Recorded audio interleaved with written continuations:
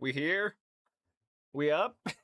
Give me just another second here. I'm gonna kind of get everything collected real quick. Get my inventory adjusted. Oh man, spent all week letting my voice recover a little bit because after 3 games in the same weekend, like I expected my voice to recover faster. I don't know if I got sick or something. We're mostly back in terms of the voice. I don't know, I'm still like a little nasally, still a little congested here, but I mean, shit, we gotta call the game, man.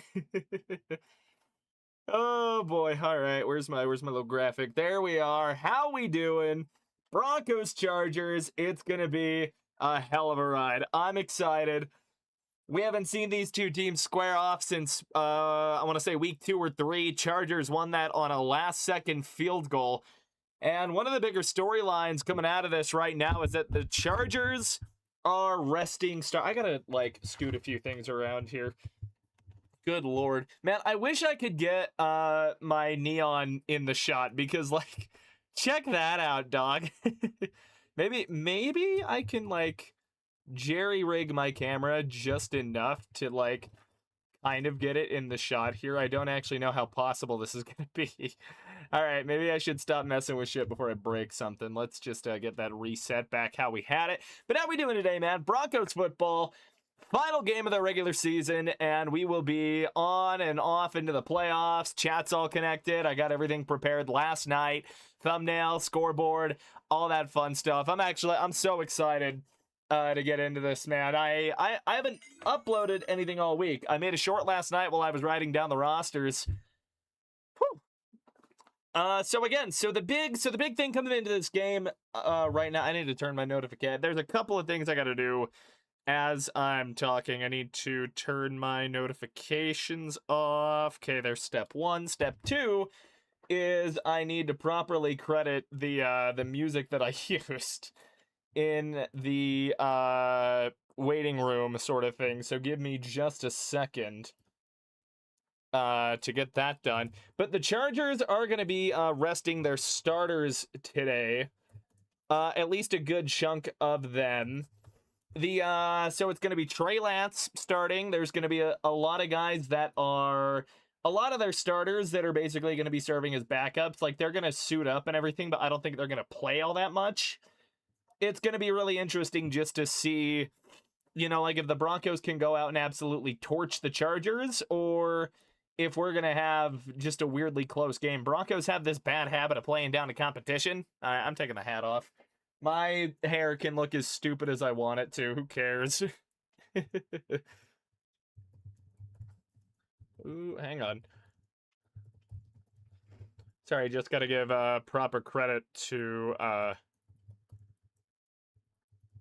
the creator of the music we used in the pre-stream.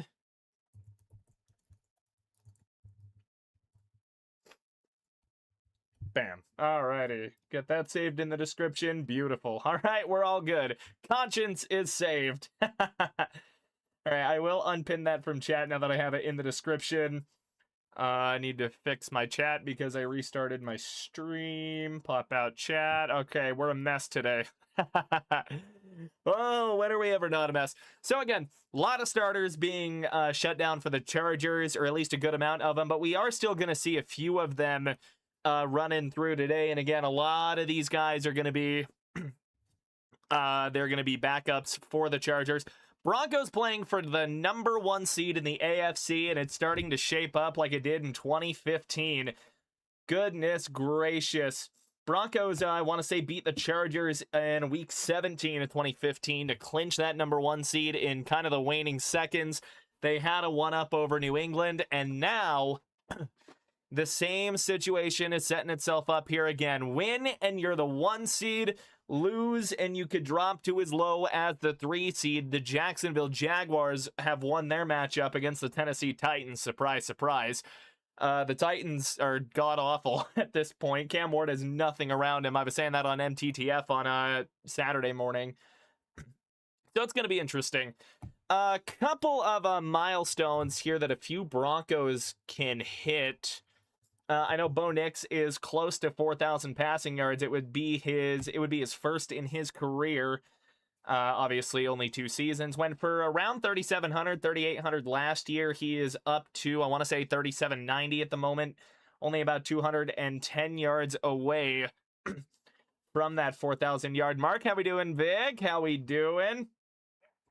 Yeah, so Nix is exactly 210 yards away from hitting 4,000 yards. Again, would be his first 4,000 yard season ever as a professional quarterback. It's gonna be cool, man. It's gonna be cool. Rushing wise, we're still looking a little shaky. Harvey is averaging under 4 yards per carry on the season finally. And he still hasn't eclipsed J.K. Dobbins in yards, which is a smidge worrying there. 512 yards on the season, 7 touchdowns on the ground, 3.9 per carry. He has not really been the answer to the Broncos' question at running back. Now, if there's someone that I think needs to get the ball more, it's Jaleel McLaughlin. 4.7 yards a carry here, and he looked like he had quite a bit of pop going in against Kansas City. And even against Jacksonville, too, it seemed like he was the running back in the just in the backfield that had a little more pop. I don't know if that's just an experience thing or kind of possibly what that could be. And suddenly my Wi-Fi is losing its mind. That's less than ideal. Come on, get your shit together, internet. Please. I might take my phone off of the internet for now, just to see if that helps improve things, because it is fighting with me. A lot of dropped frames. Come on, give me something. You know, I'd rather we get the technical problems out of the way first before the game actually kicks off. We got about 5 minutes to kick off, or 7 minutes, give or take. If you are enjoying the stream, don't forget to like and subscribe, obviously. Be nice to hit like 400 before the Super Bowl, man. But no, we're having a damn good year, damn good season.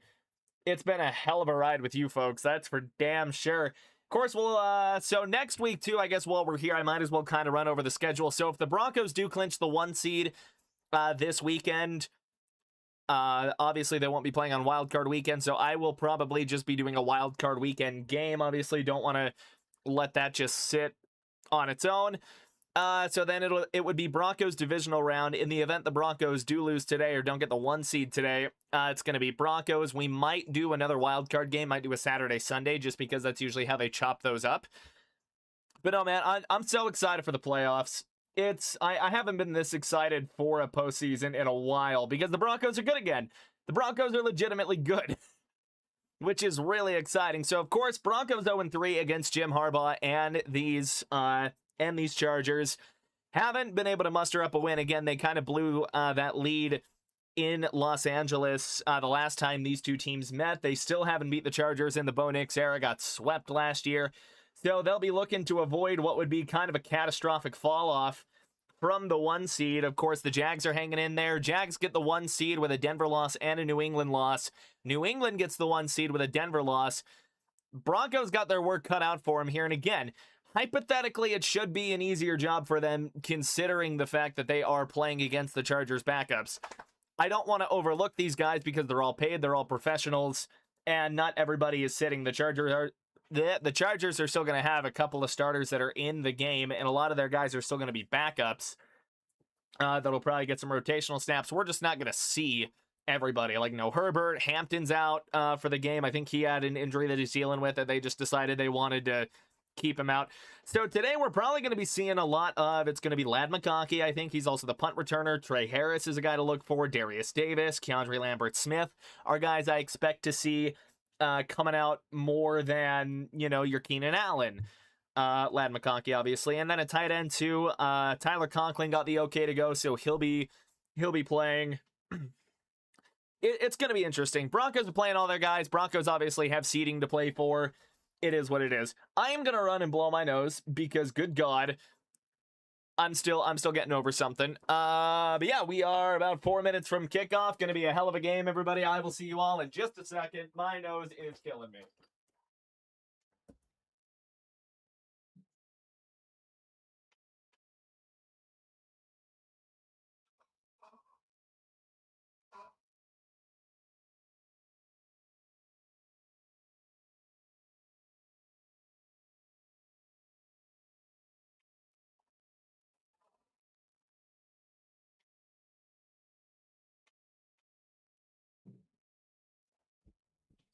Alrighty.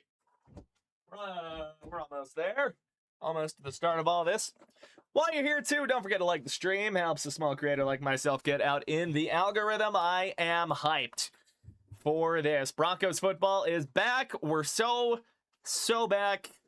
And hopefully they can pull out this win, man. I would be very concerned about the Broncos going into the playoffs if they can't win this game. Now, them playing down to competition is one thing because they also play up to their competition for the most part, maybe sans the Jags game, but even again, that game was tied in the second half before it just kind of got away from Denver. I'm not necessarily expecting the Broncos to blow out this Chargers team at all. Locking up the 1 seed today, hopefully, Andy, hopefully. It would definitely be a bit of a dream come true, that's for sure. We'll go pull up some of the other scores and all that jazz from today. A couple other games kicking off in the afternoon window that some of these might be snooze fests, honestly. Cards, Rams, Chiefs, Raiders, Commanders, Eagles, Pats, Dolphins will be going on at the same time. That's probably going to be the game that we have our eyes on over here just to see what New England's doing, especially, you know, given the Broncos situation. We already knew that the Jags won in the 11 a.m. window. Maybe I should have taken an ibuprofen. I might do that real quick. I don't mean to keep bailing. I just, like, we're still getting over something. I need ibuprofen. Uno momento.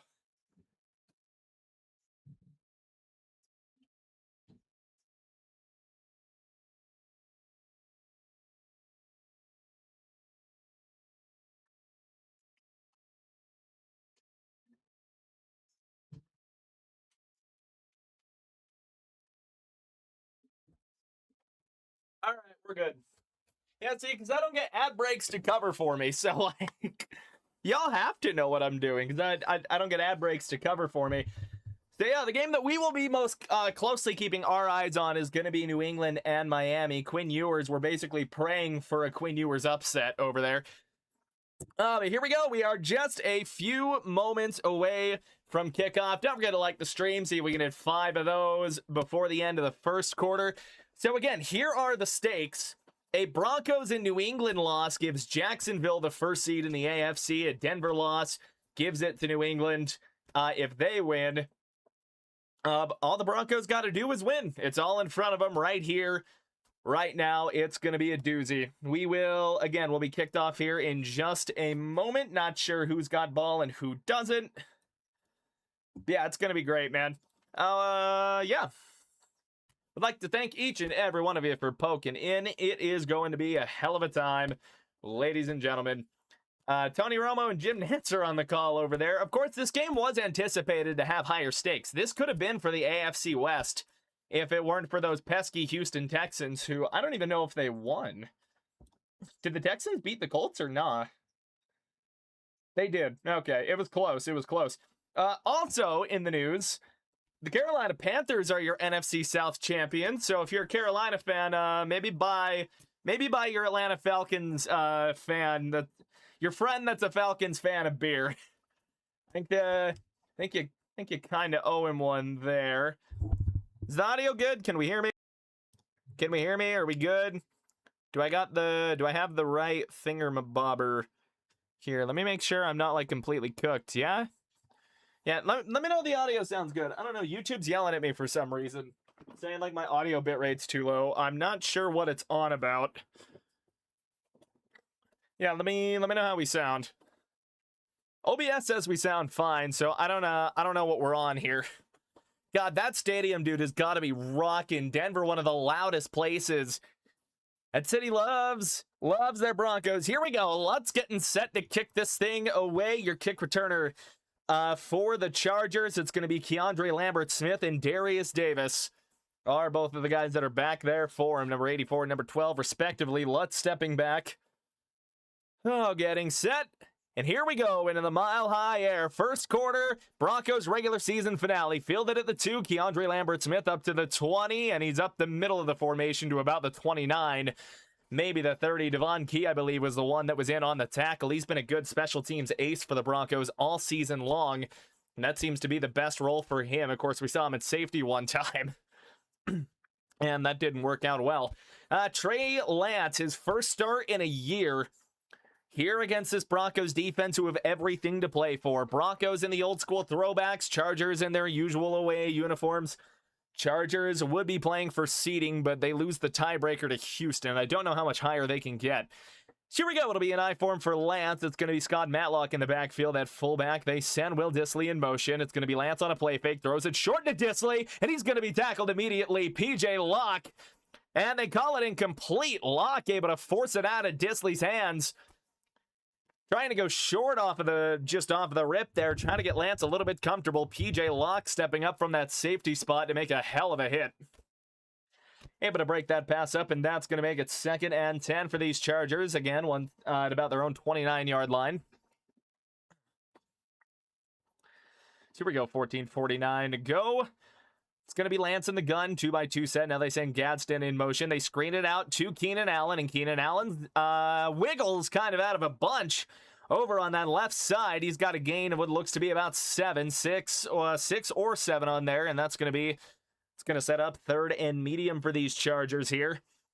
So again, we are still going to see some starters. They call it a gain of 6 on the screen outside. They send Gadsden in motion on that just to get some blocking set up there, and you know what? It worked decently well. Keenan Allen will exit the game here. Again, these starters are still going to get a few snaps, probably just to keep them fresh for the playoffs, but they will be getting a lot of rest. 3rd and 4. Lance going to come out in the gun. We're going to get a timeout by the Chargers. Play clock was starting to get a little lower than you'd like. It would have been a split backfield if they got the snap off. Yeah, but alas, Chargers will take their first timeout with 14:09 in the first. Something was going wrong there. Play took a little too long to get in. We've seen the Broncos have the exact same issues all season long at points. Harbaugh looked a little frustrated there. Trey Lance just trying to figure out what's going on in that regard. While we're in timeout, see if we can bump the stream up to 5 likes. Again, really helps me get out in the algorithm. Don't forget to subscribe. Trying to hit 400 by the Super Bowl. We're at about 340 right now. Here we go. Chargers getting into the huddle. They'll be coming out here momentarily. Play clock down to 20:19. All that fun jazz. All the in-between stuff between the plays. Herbert didn't dress today. Here we go. It'll be a gun set now for the Chargers. Started with trips right. Now they motion Allen to the left to make it 2x2 with a tight end and himself. Running back to the left side of Lance. Lance dropping. Lets it rip. Nearly intercepted. Alex Singleton out of his hands. He had a chance to run that back if he could have locked it in. Instead, it's 4th down. I just don't think Lance sees him. He's got pressure coming in right off of the middle. And Singleton nearly jumps that route. He's looking for Keenan Allen on just what I think is a hook route over on that left side. And Singleton had to go right through the hoop. It's going to bring on J.K. Scott for his first punt of the afternoon. Punt returner will be Marvin Mims. He's been an absolute all-pro this season. Scott gets the snap. He will boot this thing away. Nice leisurely pace for the veteran punter. That will be fair caught by Mims at the 13-yard line of the Broncos. Great kick by J.K. Scott. And here comes this Broncos offense. Of course, they will be starting everybody, and they're getting some help back in the cavalry in the form of Pat Bryant. Missed a couple of games with a concussion he suffered at the back end of the Jaguars loss, so really he only missed the 1 game. And Pat Bryant's been a sure-handed rookie for Bo Nix to throw to. 2nd-year quarterback needing somebody. So here we go, 1st and 10. It's going to be a single back set for the Broncos. Your starting running back is going to be Jaleel McLaughlin as he gets set in the backfield. Single back formation. It's a 2x2 set. They are tight. They're going to send Mims in motion to the left side. Nix will snap it, hand it off, trying to go left side, cuts it back right. McLaughlin breaks out of a tackle, and he keeps the legs churning. He's up past the 17 and down to the 19-yard line. Hell of a run by Jaleel McLaughlin, trying to show why he ought to be the starting running back. I've been saying it for a couple of weeks. Meanwhile, we do have a score update. Travion Henderson driving the Pats into the end zone against the Dolphins. Touchdown, New England, 7-0 in Foxborough. Again, Broncos don't got to worry about that score if they can take care of business here. Gain of 6, 2nd and 4 now for the Broncos. Still a single back set. They send Prentice in motion to the right. They're going to hand it off again. That is R.J. Harvey following him, and R.J. Harvey trying to get free. Can't get anywhere. Gain of 1 up to the 20, and that's going to set up third and manageable, third and mostly short for the Broncos here. Harvey just not able to get any space. And again, I was saying it pregame too, RJ Harvey averaging less than 4 yards per carry on the season. It's been tough sledding with him down to down. You see the explosive plays, and he's so good as a receiver out of the backfield, but just between the tackles, it feels like he hasn't fully developed yet. We'll see what the Broncos do here. 3rd and 3, gun set. Evan Ingram goes in motion to the right side. He's going to settle in at that tight end spot. More as a slot receiver. Tight 2x2 set for Nix. They snap it. Nix dropping. Pressure coming in. Nix bailing to his left side. He's going to roll. Directing traffic, and he's got a first down with his legs. Nix gain of 5. He gets it up to, I didn't quite catch the yard line there. Up past the 24-yard line, almost to the 25, I believe. And he just gets a free rusher in his face. That's it's not Khalil Mack. That is Phillips that gets in almost immediately. Nick's able to boot it out to his left side, completely flips around, and just able to find himself some room, gets up to the 26. First down for the Broncos, 12 minutes and ticking down to go in this first quarter. Bo Nix using his legs to get a first down. Under center, single back set. It'll be a 2x2 set. Pat Bryant has entered the game. They're going to pitch it over to RJ Harvey, who cuts it back towards the right side, and he's up past the 30, up to about the 31-yard line. Good run for the Broncos. They're trying to establish the run, trying to play time of possession ball. Of course, Broncos are down a starting offensive lineman. Alex Forsyth filling in for the injured Luke Wattenberg, a man they just freshly extended. Wattenberg found himself put on IR, so he's going to miss at least a playoff game as well. Broncos could be looking to get J.K. Dobbins back from the injury bug here soon. The Liz Frank injury at about the midpoint of the year. 2nd and 6, Nix in the gun. It's a 3x1 set.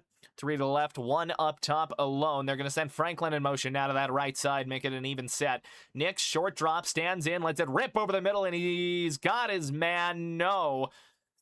I call it incomplete. Pat Bryant was the target there. Got it jarred out at the last minute. It looked like Bud Dupree was the one in coverage. Still, the incompletion is going to bring up 3rd and 6. Nix just lets this rip. Bryant nearly able to corral it and just unable to do so. It was number 43 in coverage, one of those Chargers linebackers. If I can find a name on him, Troy Dye.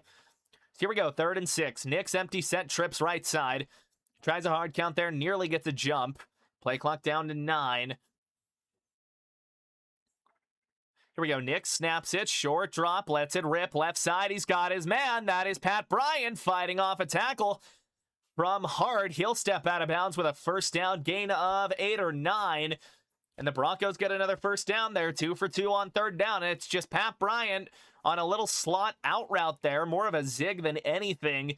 Able to catch Hart lacking a little bit there. And he gets open for the first down. Good timing from Nix. He gets it right in there, and that is a first down for the Broncos. Clock keeps ticking, 10:39 and going. Nix under center now. It'll be a 2x2. They send Troutman in motion to the left side. They fake the pitch. Nix rolling to his right side, looking for anyone. He's going to run with it. Nix to midfield. Nix to the 40.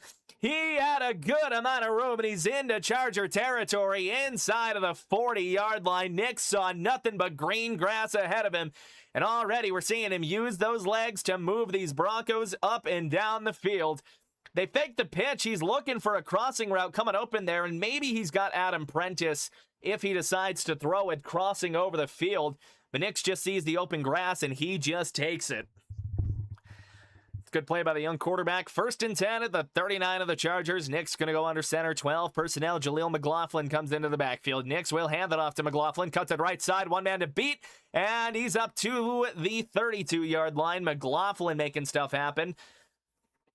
Gain of 7 on the play there. Broncos trying to get this run game going. It's something that they've been trying to do all season long. Of course, we've already seen Nix use his legs on here.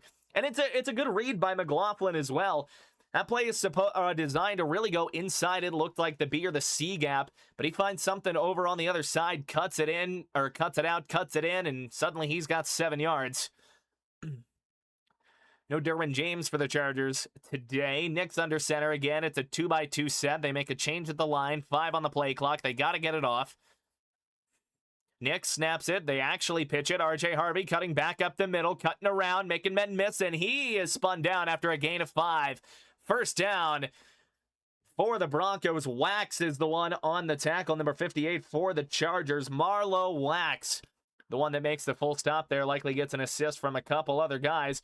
Meanwhile, in Buffalo, they're up 7-0 on the Jets. Backup quarterback making it look easy on a throw to Dawson Knox.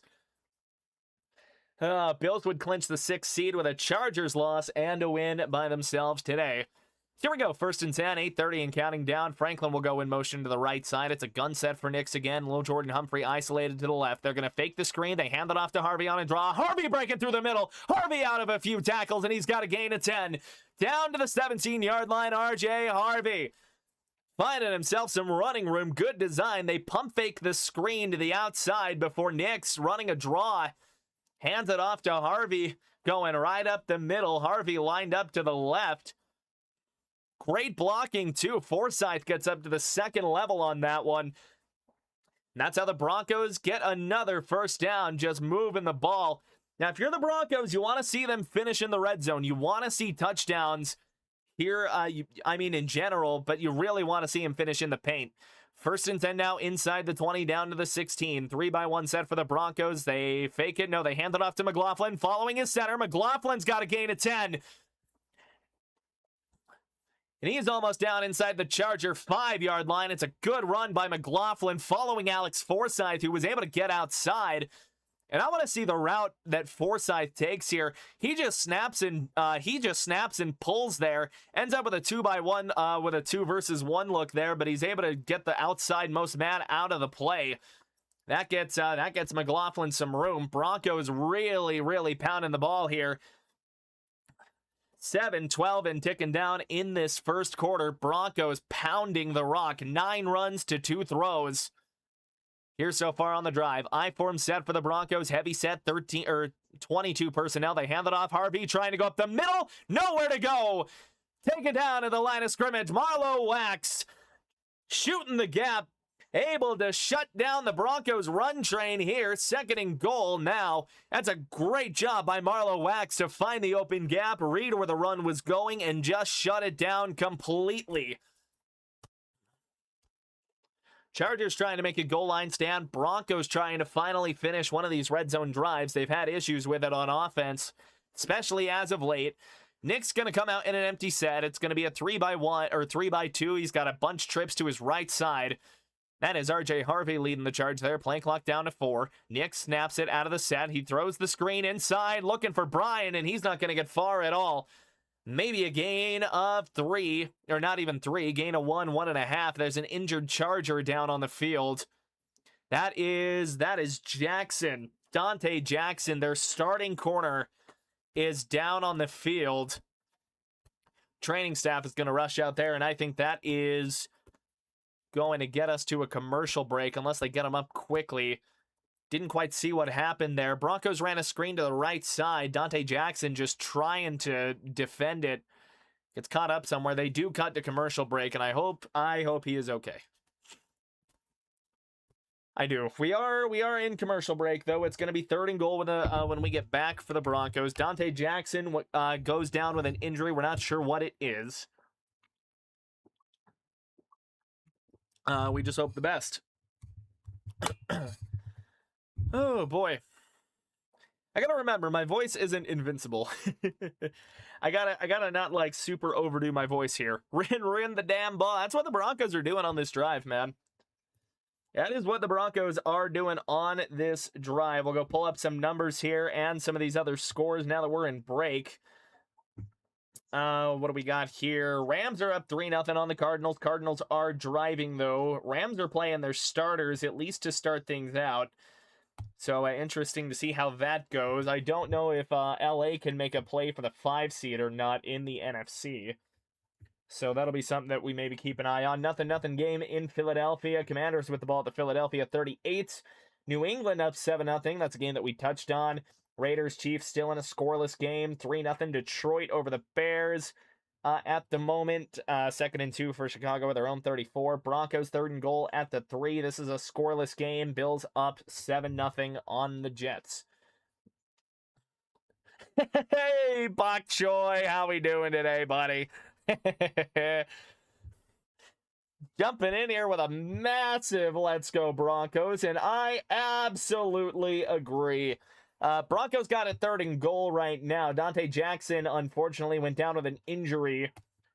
So we are in the commercial break for that. Definitely hope the guy is okay here. Never like to see any of these guys go down with injuries. And that could be a big hit to the Chargers there if he's actually hurt long-term through the playoffs, because the Chargers do have to play a wild card game. You got to keep that in mind. Once again, hey, if you're enjoying the stream, don't forget to throw a like on it. And if you're really, really enjoying it, and if I've earned it, don't forget to subscribe. Almost to 340, and I'm trying to hit 400 by the end of the season, by after the Super Bowl, all that fun jazz. We're back in Denver, 3rd and goal for this Broncos offense, and they've struggled all year, what feels like, to put the ball in the red zone. Or to put the ball in the end zone here. Nix will come out in the gun. It's going to be 11 personnel. Bidet will empty it out. Yo-yo motion before he reloads into the backfield to Nix's left. Nix snaps it, dropping 4-man rush for the Chargers. Nix stands in, checks it down to Bidet. Bidet trying to get a block, trying to make a man miss. And that's going to go for a loss. Still able to get in on Bidet and hold him to a loss. Nix has nothing come open downfield. Chargers only rushed 4 there. Pressure was starting to get in. They try and set up the block with Adkins on the left side, but Tareeb still goes unblocked. Nate Adkins trying to shoot out once again, and he just comes in like a missile to put Tyler Bidet head over heels. It's gonna bring out Will Lutz for a field goal. It'll be a chip shot for him. Back for the cast. Appreciate it, John Smith. Appreciate it. Here we go. 24 yards for Lutz. It'll be from the left hash. Snap is down, kick is up, and it is good. And I apparently have missed the backspace button. 3-0 Broncos with 5:06 to go in the first quarter. Broncos with a long first drive after a Chargers 3 and out. They're able to get 3 on the board. Of course, this goes back to what I was saying before. I don't love settling for 3 either there. It's what I was saying during commercial break. You really want to see these 3s turn into 7s. Really want to see the 3s turn into 7s, especially going into the playoffs. But that's kind of been where the Broncos are all year. You know, they've done a lot of settling for field goals, a lot of taking the points. And to be fair, we have seen quite a few times this season where taking the points likely wins somebody the game, and they don't do it. So Sean just taking what he can get there and trusting the defense after a strong first possession. Again, we've only seen 2 total possessions. Listen, I don't have all the time on my hands in the world to like cherry pick every single game, but like, I know ball. That's a lot of the reason why the Lions are 8-8 right now and not like 10-6. Can't have that in the playoffs. Yeah, well, I don't know. The playoffs just get weird. You know, the playoffs just get weird. What I am encouraged by early, though, is that the Broncos defense looks like they're kind of picking up where they left off in Kansas City. If there's one thing that I really need to see, though, it's an emphasis on tackling, because, again, we still saw a few missed tackles in that Kansas City game that I wasn't a huge fan of. I'm okay with it in this game, but in the playoffs, we need full points. We do, but again, you do got to think about it here. I don't like taking 3 as much as the next guy doesn't like taking 3, but I would rather take the 3 than get absolutely nothing here. Because again, we've seen a lot of these. We've seen a lot of teams lose a lot of games because of their sheer refusal to take points. And Detroit's a prime example of that. Hey, by the way, we broke the first quarter light goal with 5 minutes to go. You guys are the best. Let's hit 10 by halftime and see if we can hit 345 subs. Once again, you guys are the best, and I hope that I have earned every little bit of this engagement from you guys. We are in commercial break. You are not missing anything. Broncos 3-0. We on the board, all that matters. True. Here we go. It's going to be Will Lutz getting ready to boot this thing back to the Chargers. Again, Darius Davis, Keandre Lambert-Smith as the Chargers return men all the way back at the goal line. Broncos get a field goal and drain a lot of time off of this last possession. So here we go. Lutz. Well, he was walking up to it, and now he's going to get set. Here we go. Now I've not been baited. Lutz going to boot this thing that'll be fielded inside of the end zone. And knelt down by the Chargers. They will have it at the 35. Keandre Lambert-Smith, the one that fielded it, backed it up into the end zone. Well, was backing into the end zone, caught it in the end zone, touchback Chargers. I'm making this way more complicated than it needs to be at all. Oh, man. It feels good, man. First AFC West title for the Broncos. You'll love to see it. First AFC West title in 10 years. Not to mention, Jags won their third ever AFC South title. Here we go. Pistol set with Scott Matlock lined up to the left of Trey Lance. They motion Keenan Allen in a bit. They're going to hand it off, going up the middle, and he is going to get stonewalled. Alex Singleton was the first one to make contact, and he's the one that holds the line. Jarrett Patterson was trying to get up, and it's maybe only a gain of 2. Up to the 37-yard line, Jarrett Patterson getting some snaps again. Omari and Hampton is out of the game. He was ruled out earlier in the week. Chargers resting a lot of their more electric starters. And even some of the starters that are getting play time are doing it as backups. We've seen Keenan Allen come out for a number of snaps. Chargers going to spread it out here. 3-by-1 set in the gun. It's got 3 receivers to the right side. Now they motion Patterson to the right side as well. Lance going to keep it. Quarterback draw. And it's Talanoa Hufanga stepping up to shut it down. Hufanga has likely been one of the best Broncos defenders all season long. He is the thumper on this defense, and he makes it known. Just a beautiful read that he makes from the middle of the field. Eyes on the quarterback. He's able to watch it develop. And as soon as Lance looks like he's going to start running, Hufanga is crashing in. And it's a great tackle by him. Limited gain of 3. 3rd and 5. It's another 3-by-1 set for the Chargers. Keandre Lambert-Smith isolated to the left. Lance dropping. Standing in the pocket. Lets it rip over the middle. And it's intercepted off of the hands of one of the Chargers. And it is McMillan to the 10. To the 5. Touchdown, Denver. Jaquan McMillan with a defensive touchdown. They get the turnover off of the dropped reception. They tried to dunk it over the goalpost. Little McMillan fails it, but the Broncos with a pick 6, now with a 9-0 lead. Who's he targeting here? It's just Keandre Lambert-Smith coming across the field. Shallow cross, bounces right off of the mitts and into the waiting hands of Jaquan McMillan. Gets some blocks that develop downfield. Malcolm Roach was leading the way. And the Broncos now with a 2-score lead. They were talking about turnovers in the press conferences through the week. And it's Will Lutz now for the extra point. That is up. 10-0 ball game in Denver. Trey Lance throws a pick 6. And Jaquan McMillan gets his. Broncos defense put some points on the board. You talk about putting on touchdowns. The Broncos defense has got you. 3:39 in the first quarter. Woo! What up, Trent? Yo, I absolutely love this guy, man. Trent's almost to 200 subs, by the way. He's my co-host on MTTF. Absolutely love the hell out of this guy. Go check him out as well. Unfortunately, he did not get to do the Eagles game, but he is usually good for Eagles play-by-play. I'm going to run blow my nose real quick. Use the bathroom right quick. Houston D got exposed.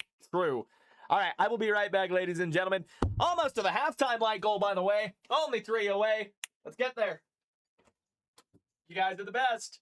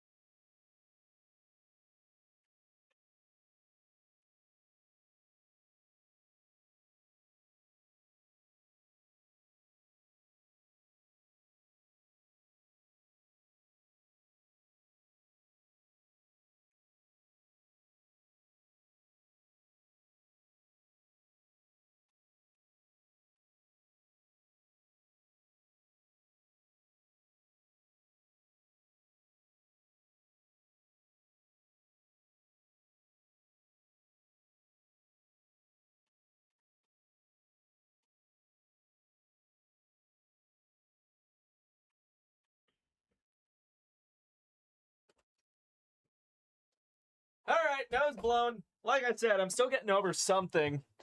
I'm still getting over something. Alrighty, we are in commercial break, by the way, so we are not missing anything. Chat, all love and respect. Absolutely. I got to catch up a little bit here. Omerta45 dropping a Broncos in the chat. Absolutely. We do enjoy the Broncos around these parts. So I was thinking, okay, I was talking with Bok Choi about like doing some off-season content. Obviously, we're going to do some Broncos stuff in the off-season. But I think I'm going to do a little bit of gaming stuff in the off-season too. I love video games, man. And I think like the Sunday streams for a little bit during the off-season, we might do some games here because I got some games I want to play on stream. So here we go. See if we can't bump the subscriber numbers up a little bit. Trying to break 400 before the end of the season. Well, before the end of the Super Bowl. Here we go after the pick six. Will Lutz getting ready to boot this thing back to the Chargers. I forgot to do the possession thing. Here we go. Going to be fielded. It bounces and then is fielded at the 12-yard line. Lambert Smith trying to make up for the drop. Gets ran out of bounds. Just at about, if I saw that correctly, about his 25-yard line. So now this Chargers offense is going to have to find a way to rebound here. Trey Lance has to bounce back from that interception. Meanwhile, we've got a Ramondre Stevenson 2-yard touchdown. 14-0 New England over the Miami Dolphins. Quinn Ewers trying to make his impression. And so far, maybe not going the best.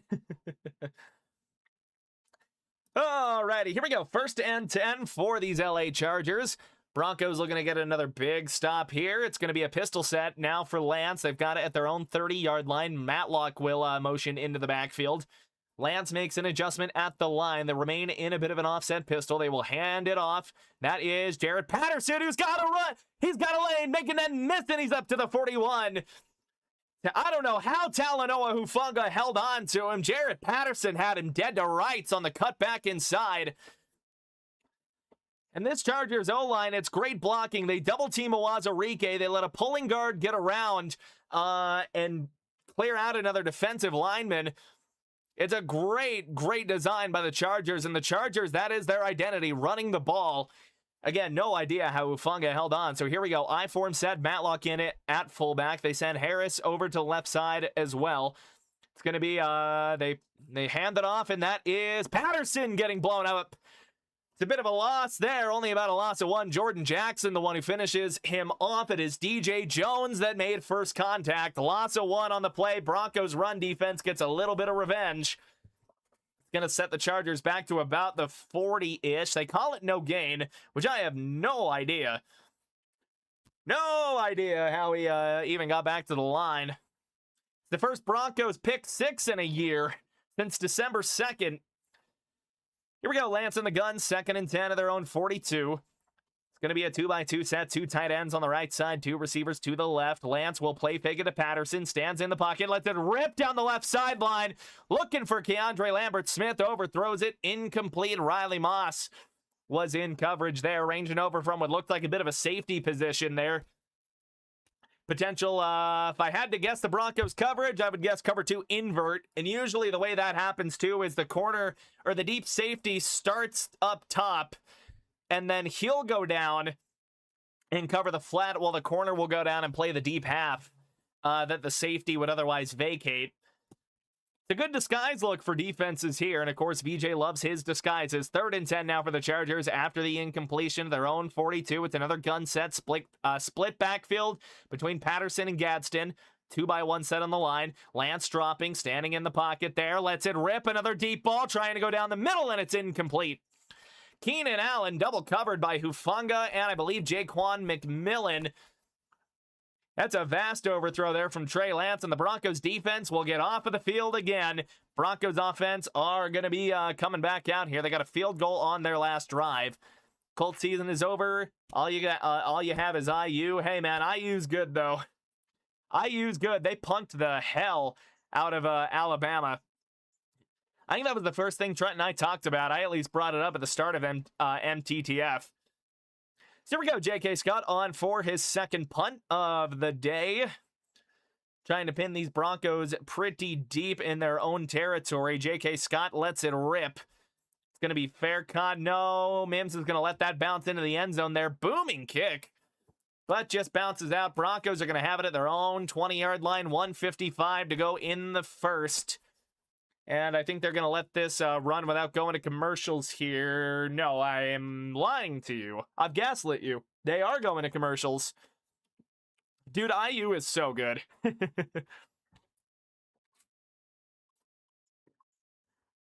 Let's get some incompletes in chat. Some more incompletes. Y'all are the best. Y'all are the best. All right. Well, we are on a break. If you want to join the best viewer base in the NFL, you see the vibes over in the chat. That's it. Let's see if we can hit 345 by the end of the stream. Scores from around the league. Here we go. When my Google wants to load. Of course, Falcons win. Falcons beat the Saints, and it wins Carolina the NFC South. Cardinals Rams in a 3-3 deadlock. Kansas City with a 3-0 lead. Raiders getting ready to punt on 4th and 13. Their own 44. Eagles up 6-0 on the Commanders and 7-0 now after the point after. Let's see. Pats up 14-0. Dolphins though with a New England 25. They're looking to get some points on the board here. Maybe try to spoil the Pats a little bit. More like incomplete pain. I'm sorry, Ender. I'm sorry. Hey, Brand Rose checking in. Number 1. The Broncos are certainly number 1. They're looking to keep that number 1 seed right now for sure. A couple other scores as well. Lions, Bears, 3-0. Jets, Bills, 7-0. And then at the end of the day, you're going to have Ravens, Steelers for the AFC North. They started the weekend off with a high-stakes game, and they're going to end it off there. Winner take all. That's what this game could have been too, by the way. If the Chargers had survived against Houston last week, this could have been winner take all here in Week 18 for the AFC West. But unfortunately, yeah, the Chargers chargered. Fortunate for the Broncos, of course. We do like when the Chargers charger. Here we go. 1st and 10 for the Broncos at the 20. Make sure my ball is in the correct spot. I should maybe make that a little bigger. Here we go. Being in Illinois, can't get the games. Found my broadcast. Great job. Hey, I appreciate it, John Smith. I appreciate it. We do it for the love of the game, man. I love doing this, too. I just try and call as good of a game as I can, man. I try and keep my biases out. Here we go, Nick's in the gun. It's going to be a 3-by-1 set. Bunch trips to the right side. They motion Harvey over to Nick's right as well. They snap it. Play fake to Harvey. Nick's having a run around already. Pressure was getting in. Nick's trying to find somewhere to go, and he's just going to scamper ahead for maybe a gain of 2. That is T.R. Tart that was chasing him. He's not the man that got the initial pressure. Nick's just having to, repeat the whirligig he was on that first drive. Jeez Louise, some pressure getting in for the Chargers early. Nick's having to escape around a little bit there. I've noticed, too, a lot of his escapes right off of the line as soon as it breaks down has been him looping around to the left side. I don't know if that's intentional or if that's just where his alarm clock is taking him. That internal alarm clock. You're not sure what it is, but he is escaping. 2nd and 8 after a gain of 2. Nick's in the gun again. It's a 2-by-2 set. Atkins at tight end. They play fake it. Nick's pulls it for a screen, and now he's going to run it. Nick's using his own legs, calling his own number. The pump fake QB draw. Doesn't get a whole lot there. Gets him up to the 25-yard line. Sets up 3rd and 5.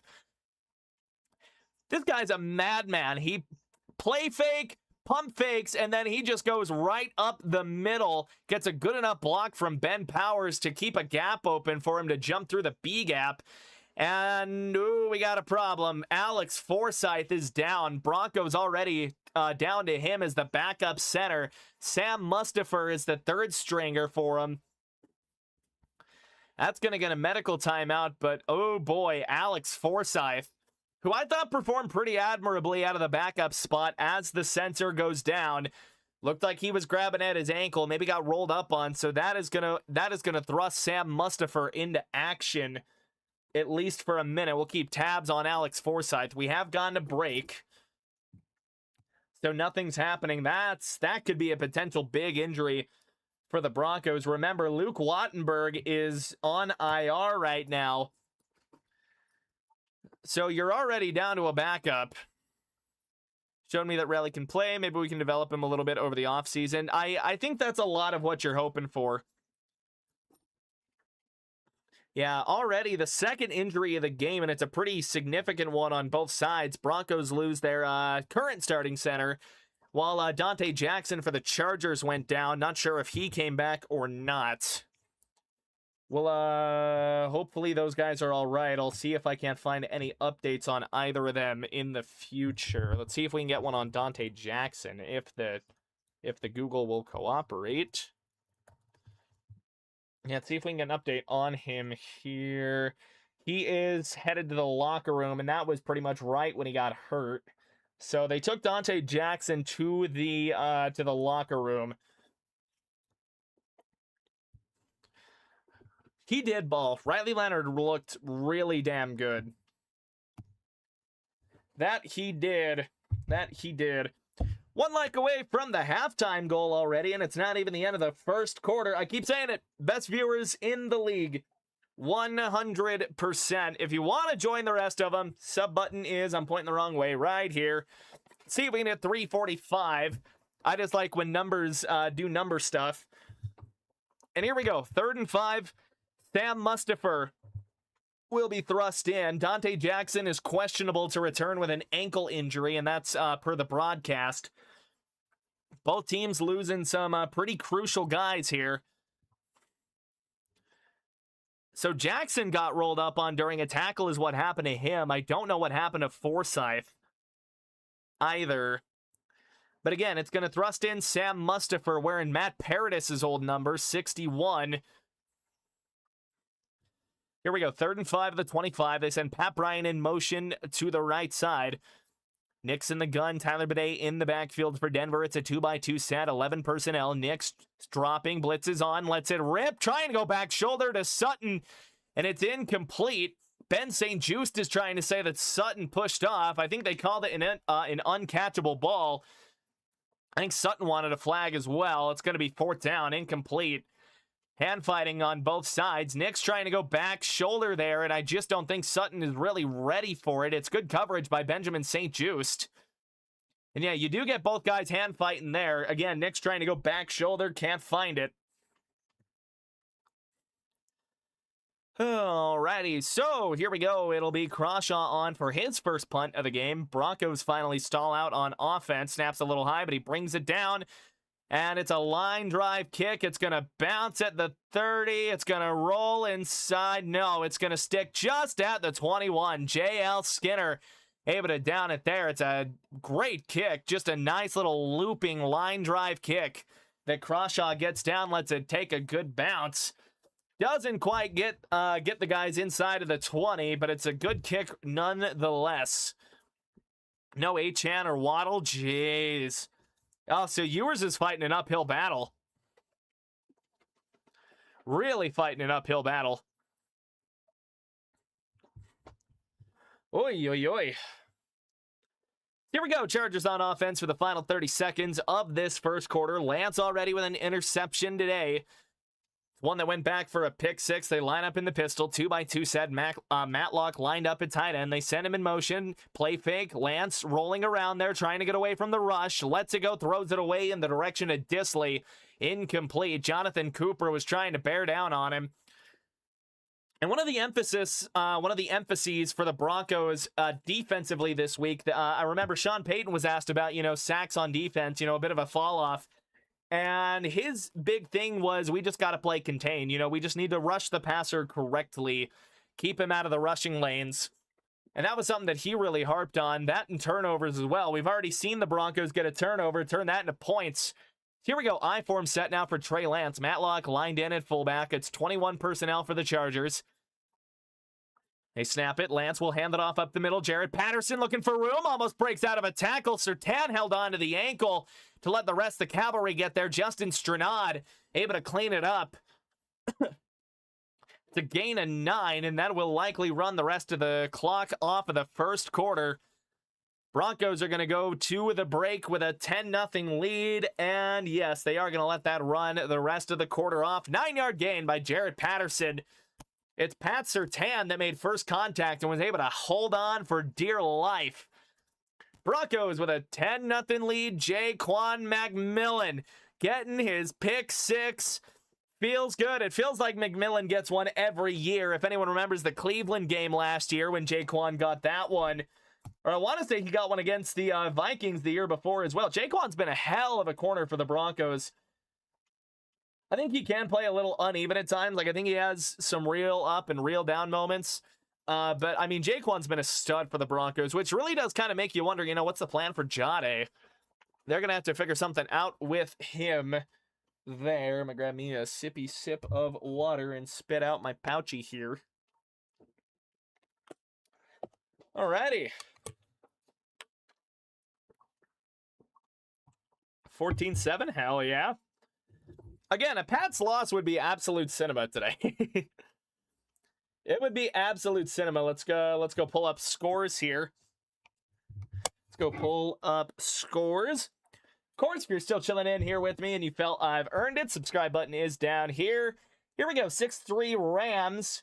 They got a lead over the Cardinals. 2nd and 16 is where the Cardinals have it at the LA 38. Jacoby Brissett, 8 for 10, 91 yards. I don't think the Rams are trying all that hard, to be honest. I think they're, if they get a big enough lead, they'll probably rest all their guys, but I think they can still jump up a seed or two in the NFC. Still a 3-0 game in Vegas. Chiefs ahead. Chris Oladokin, 4 for 8, 22 yards. Kenny Pickett, 1 for 4 with a pick. I mean, this is worse than the mid-off. I don't think the Chiefs are bad enough to call it a tank bowl, but the Chiefs are going to finish with a top 10 pick.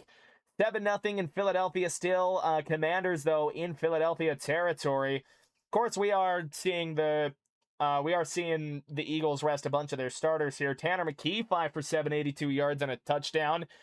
I was talking to Trent about that on MTTF yesterday.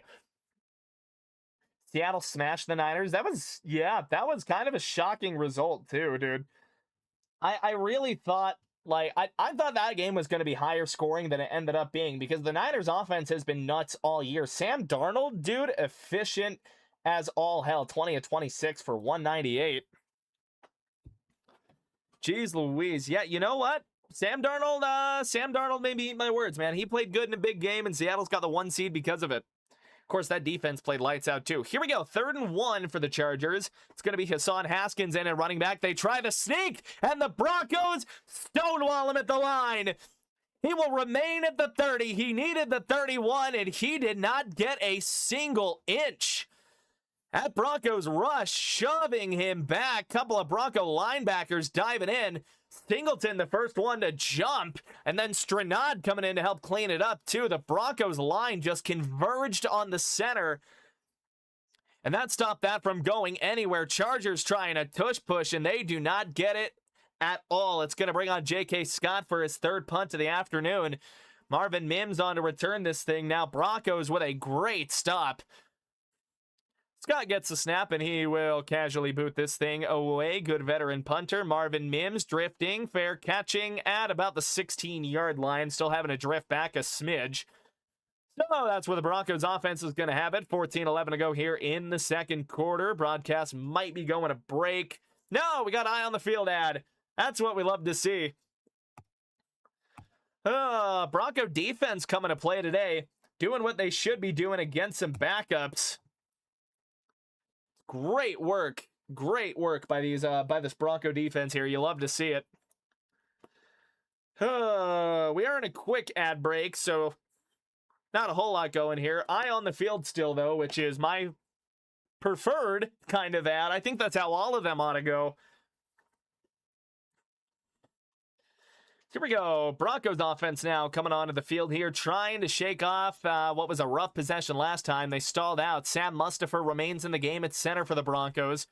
Alex Forsythe is an injury that we're going to have to monitor here. Broncos down to their 3rd string center.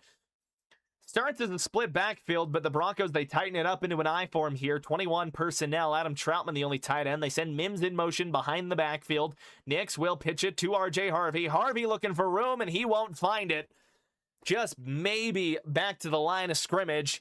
I don't think he gained anything on that at all. That is, God, I can't pronounce his name.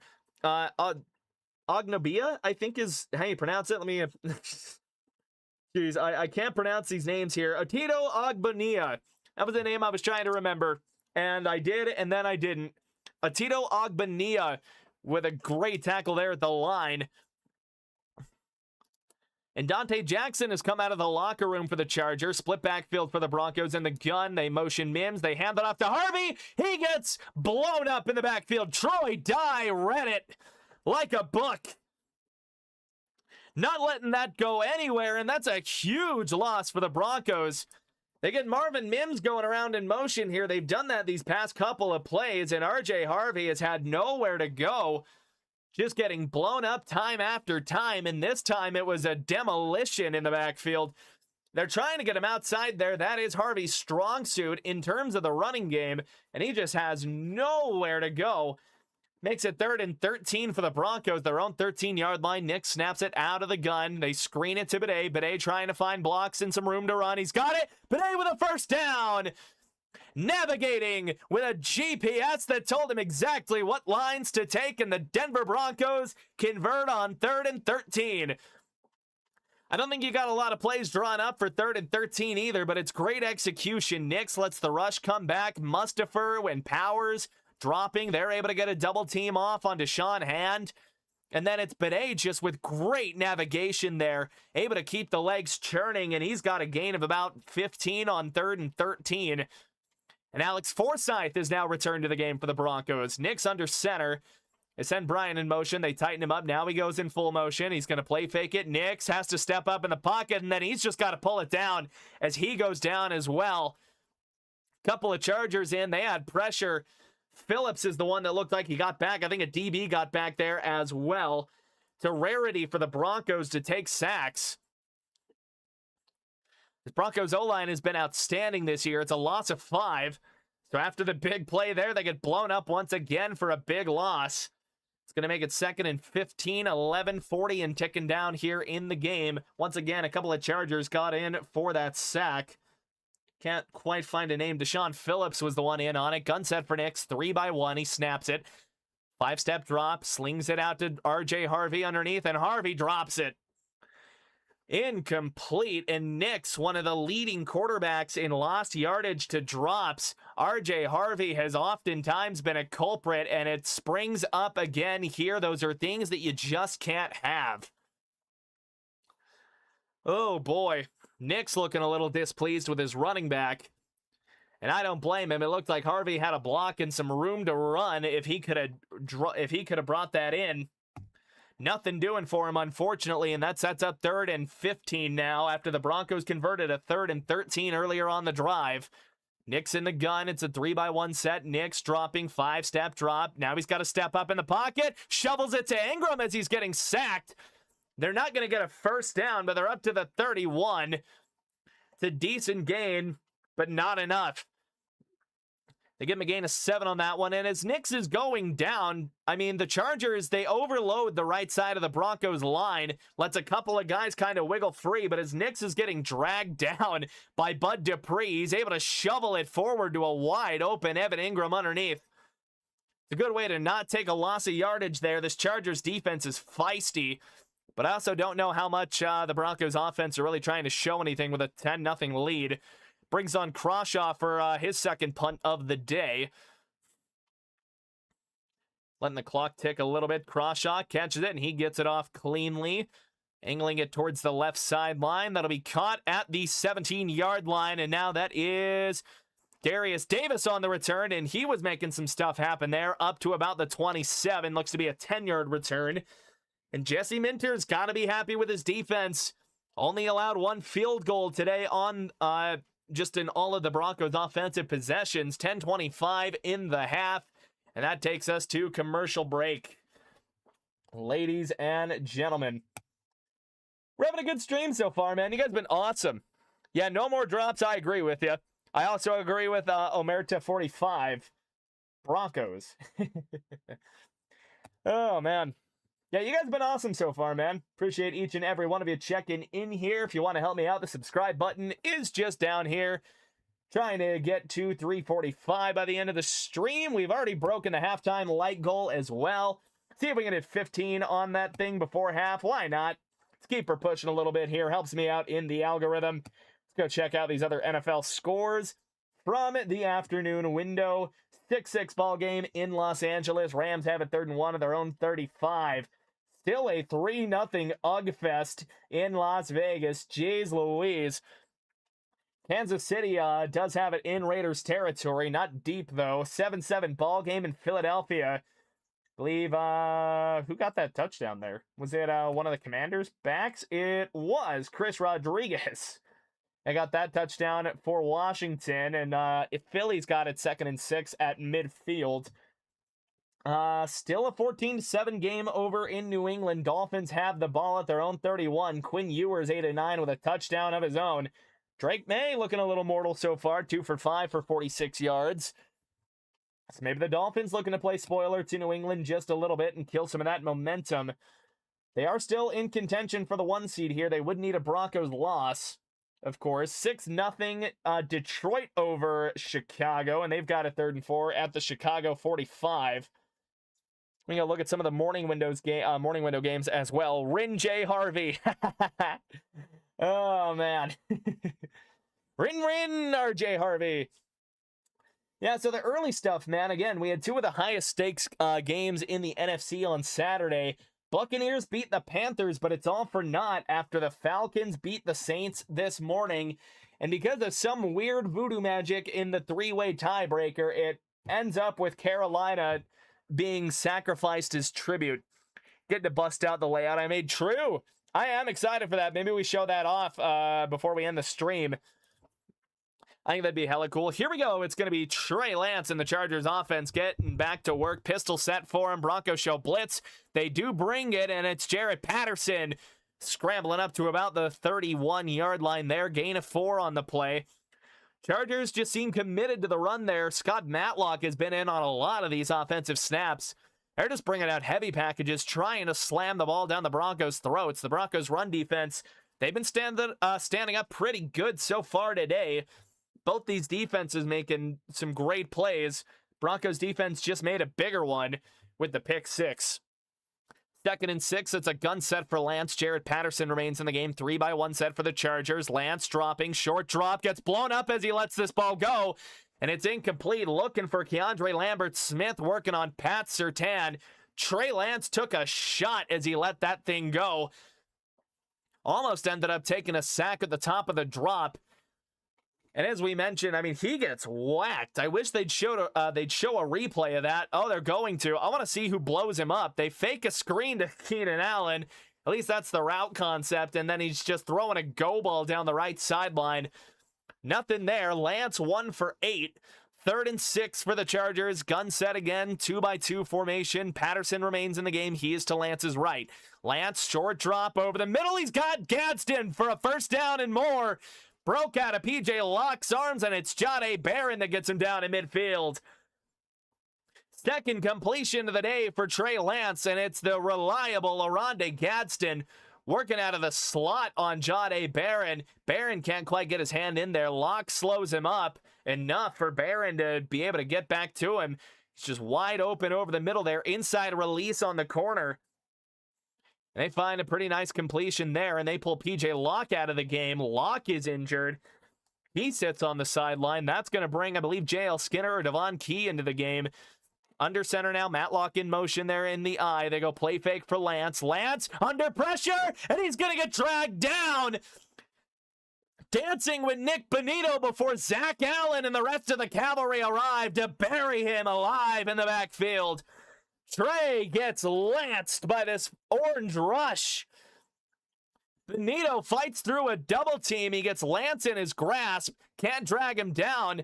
I don't know how Trey Lance doesn't fumble that football when Zach Allen, the absolute monster, gets there. And the orange rush finally getting back there. 2nd and 22 now for the Chargers at their own 36.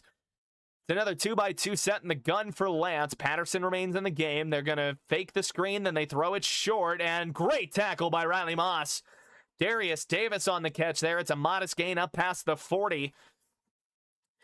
Gain of 6, 3rd and 16 now. Chargers need the Broncos side of the field to get a first down. And after a couple of good plays, the Chargers take a huge play in reverse. Now it's got them dug into a trench on 3rd down. Woo-wee. We're getting into it, folks. We're getting into it. Oh, boy. I need some water here in a sec. 3-by-1 set with a tight end, 2 receivers to the right side, and the gun for Lance. They snap it. Broncos rush 4. Lance rolling around. He'll check it down to his running back. That is Patterson. And the Broncos with a great open field tackle there. Jaquan McMillan with first contact. Devon Key playing cleanup. And it's a short gain to Jared Patterson. That's going to bring on J.K. Scott for another punt. I believe it's 4th kick of the day. We're almost up to 15. Let's see if we can hit it. 4th and 12 for the Chargers. They'll be kicking this from about their own 46-yard line. Didn't get far after the play to Oronde Gadsden. Marvin Mims getting set inside of his own 5. J.K. Scott with a great leg, a veteran punter that's been doing this a while. Catches the snap cleanly, gets it away cleanly. Oh, Mims set up and fair caught at his own 14-yard line there. No room to rumble around that he's looking for. Hands the ball off to the long snapper casually. He throws it back to the referee. And with 6:46 in the half, the Broncos are going to get the ball again. See if they're able to do anything with it. I think there's an argument to be made that the Broncos, just with the lead, aren't trying to show a whole lot offensively. It's like you already got the lead. If you can just coast out to the win for the 1 seed, I don't think anyone's going to be too mad. The offense has looked kind of vanilla today. I ain't even going to lie. I am not going to lie. It's looked more vanilla than me. So, oh, geez. Louise. 6 subs away from 345. If you feel that I've earned it, don't forget to hit the sub button. I would greatly appreciate it. It helps me out in the algorithm. Trying to hit 400 before the Super Bowl. Boy, a lot going on in the league. Again, a lot of stakes right now in this afternoon window. Broncos clinch the 1 seed with a win. If they lose, New England would get the chance for the 1 seed. But if they lose, Jacksonville still has a very, very outside chance to get that number 1 seed here. Not a lot of score changes in any of these games. Lions now up 13-0. It's a 3-3 ball game in Las Vegas. Raiders finally end up tying this thing up. 14-0 in Buffalo. Who's playing quarterback for him? Trubisky. Mitchell Kitson, Teddy Trubisky is starting for the Bills. That's what I thought it was, but I didn't know he wore number 11 for Buffalo. I don't know how I didn't know that. I knew he was the backup. I just didn't know he was wearing number 11. I'm sitting there looking at the footage that I saw when they cut to the NFL Today update, and I'm like, who's playing quarterback for the Bills? Does Trubisky wear 11? As it turns out, Trubisky does, in fact, wear number 11.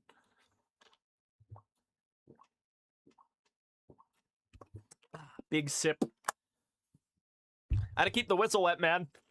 Gotta keep the whistle wet. It took my voice a lot longer to recover than it usually does. Which, again, I think is part of me, like, coming down with something. Or, I don't know, like, I've been stuffy and congested and all that stupid shit. But we're making it work. I sound good today. I feel good today, man. And we are having an outstanding stream. How we doing, Justin? Let's go Broncos. 100% with you there. Once again, I hope everybody is enjoying what you're hearing. Hopefully, I've earned every little bit of engagement I have got. We are back to the broadcast. Broncos are going to have this ball at their own 14-yard line after the punt. Field position game right now in favor of the Chargers. Knicks will come out empty set. It'll be a 3-by-1. They motion Mims around. Knicks in the backfield. They screen it out to Mims now, looking for blocks. Mims doesn't get much. Gets crushed down by Phillips after maybe a gain or 2 up to the 16, maybe the 17-yard line. They give him the 17.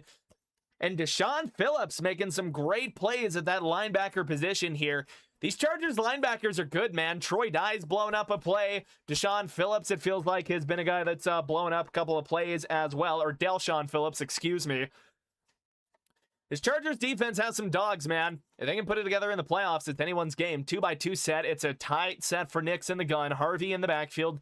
Franklin will go in motion to make it trips right side. Knicks will hand it off opposite side to Harvey. Harvey just trying to truck through a man there, and he's up to the 20. And Garrett Bowles is down. Garrett Bowles did not get up at the end of the play. He's still down, face down in the turf. Was trying to kind of army crawl there. Something is wrong with Bowles. Once again, Broncos have got their starters in. just trying to clinch that number 1 seed. That's going to bring in Frank Crum, the backup swing tackle for the Broncos. He's gotten some snaps as the extra offensive lineman. We saw a good amount of him when Palczewski was starting at left guard in place of the injured Ben Powers. Garrett Bowles could be a huge loss for the Broncos if he's hurt long term. I hope everyone's all right. I hope everyone that's been hurt so far is all right. We've already seen Forsyth return to the game. I'm not sure if we've seen Dante Jackson come back. We saw him come out of the locker room, but Garrett Bowles would be a huge loss for the Broncos, especially at this point of the season. Of course, the bye week, if you can clinch, would give you an extra week. But the war of attrition might finally be catching up to the Broncos. And hey, we had 340 subs. Hell yeah. You guys are the best. Absolute best. I think we fell under it. I think there were some people that had subscribed to my channel before and then probably didn't remember who I was. Unsubscribed. It is what it is. It's what happens, but always feels good to get back to those numbers. You guys are absolutely the best. 100%. I say it, we're only 5 off of the goal, by the way, by the end of the stream. 345 is what I was trying to hit. But yeah, we are in break. Garrett Bowles is hurt, which could be a huge problem for the Broncos going forward if he's hurt long term. Oy, oy, oy. I hope everybody is all right, man. That's something that you got to really think about here, because I think if the Broncos get a 3-score lead, I think there's an argument to be made that you start pulling starters. You're already dropping guys all of a sudden, even though you have got Forsyth back, which you're already down to your second string, because, again, Mustipher had to come in as well. It's a tough sell right now, man. It's a tough go. Yeah, dude, I hope Bowles is all right. I hope everyone's okay, man. Injuries suck. You always say, they're a part of the game, dude, but it doesn't make it any better at all. Oy, oy, oy. Got me a quick sip of water right fast. All right, good news, Garrett Bowles is walking. Bad news, it's with help. And I think I don't know if they're going to the locker room or to the tent. No, they're just going to the tent, where I think another Bronco was coming out. 3rd and 4 in the gun. Nick snaps it, rolling to his right. Has to make a couple of guys miss. Cutting back to the left side now. Nick's trying to get the edge. Nix has it. First down and more for Bo Nix. He's down the sideline. And they called him out of bounds, I think. Bo had room to gallop, and he got down the sidelines. I don't know if he just slowed up when he got past midfield, seeing 3 Chargers converge. But Bo Nix in the pocket, man, has been probably the most elusive person on this field right now. I think they did call him out of bounds. His foot did touch out of bounds. All right. Good call. Good spot. They were correct that he was out of bounds, but it's a very long run for Bo, using his legs again. They're up to the 31-yard line now. Nix under center. It's a 3-by-1 set. 2 tight ends. Nix goes play action. Now he's got to scramble around some more. Nix trying to make something happen with his legs, and he does. With a flag, though, I believe this is going to be coming back. I think we got a hold. Nix is out here running his tail off, and I think we're really starting to see the impact that Garrett Bowles has. All right, they get an illegal shift on the Broncos, so it's not going to come back like it would on a holding call. They get a legal shift on Adam Troutman. He might have lined up somewhere illegal or just wasn't set before they snapped it. So it'll remain first down for the Broncos after the long Nix scramble. They lose 5 on the penalty there. Again, it does remain first down, 4:43 and ticking down. Again, if you're just joining us, the Broncos have lost Garrett Bowles, at least for the time being. Frank Crum is in at left tackle. 3-by-1 set for Nix in the gun. Snaps it. He's going to he's going to draw it to Harvey, and Harvey gets just devoured in the backfield. Big number 99, that is Caldwell for the Chargers. Jamari Caldwell getting penetration, not fooled by the draw, plays it well, and just absolutely blows that play up. No gain. Broncos still can't figure anything out in the run game right now, at least with R.J. Harvey. Again, I think Jaleel McLaughlin needs to get more touches. I really think he does. I think this was one of my takeaways from the Chiefs game, is that Jaleel just needs more touches. Broncos come out in the gun again at the 2x2 set. Harvey remains in the game. It's an 11 personnel set. They play fake it to Harvey. Nix, deep drop, standing in the pocket. Lets it rip, looking for Ingram, and it's incomplete. Looked like he threw it a little wide of Ingram there, maybe expecting Evan to be somewhere else. Ingram's not there, and this Broncos offense has been dead this half, man. Both of these offenses have just been completely dead in the first half. Nothing doing for the Broncos. Run game not working for them. And outside of that first drive, they ran the ball and held the ball for forever. They've had nothing going. Some sporadic flashes here and there. So here we go. 3rd and 15. Nix will come out 3-by-1. Bidet is going to set up as an up man. No, he's going to draw back into the backfield as well. Nix snaps it. 5-step drop. Now he's got to roll under pressure. Sidearm to Ingram. And Ingram only going to go for 1. Broncos don't even make it back to the 30 after the penalty. His Chargers front is getting a lot of penetration. Like, just everything for the Broncos O-line is kind of breaking down right now. And, I mean, hell, dude, Garrett Bowles, you are really seeing what the loss of him does to this team. It's been tough sledding since he went down. Nix has been running for his life. Got this Broncos forever. I love it, love it. Sip brings Crushin on for his 3rd kick of the game, averaging 53.5 yards per kick.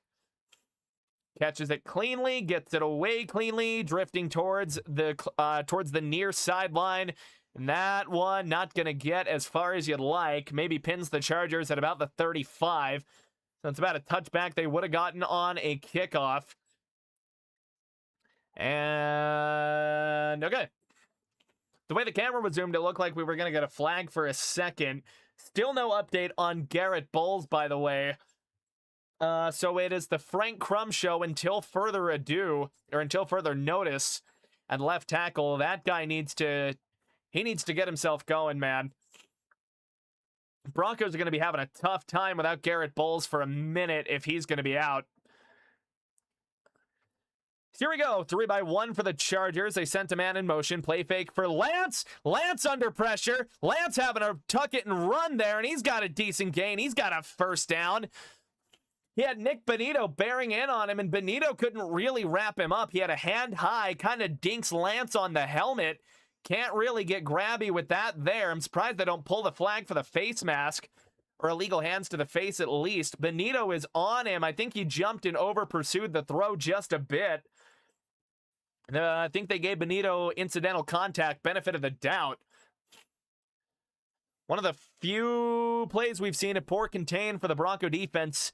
3-by-1 set now. Matlock at tight end. It's a high snap, but Lance able to bring it down. Play fake, rolling, screens it to Allen, and a couple of Bronco DBs able to bring him down after a short gain. Jahdae Barron over pursued a bit, but able to recover and get him down with Riley Moss. It's a gain of 2 there. I think Allen was able to stretch himself out a little bit further and just recover some yards on that one.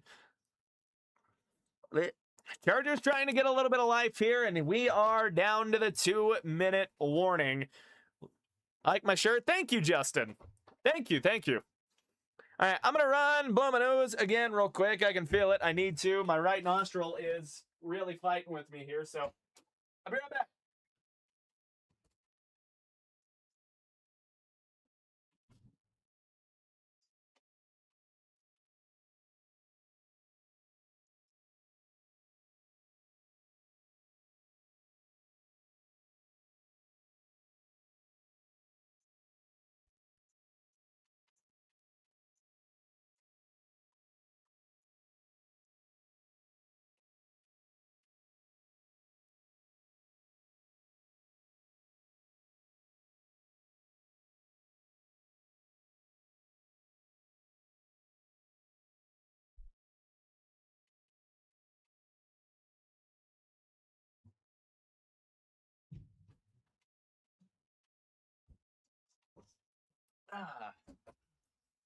I don't know. Figured a little bit of Dayquil might help my case here. Because again, I think I'm still just like getting over something.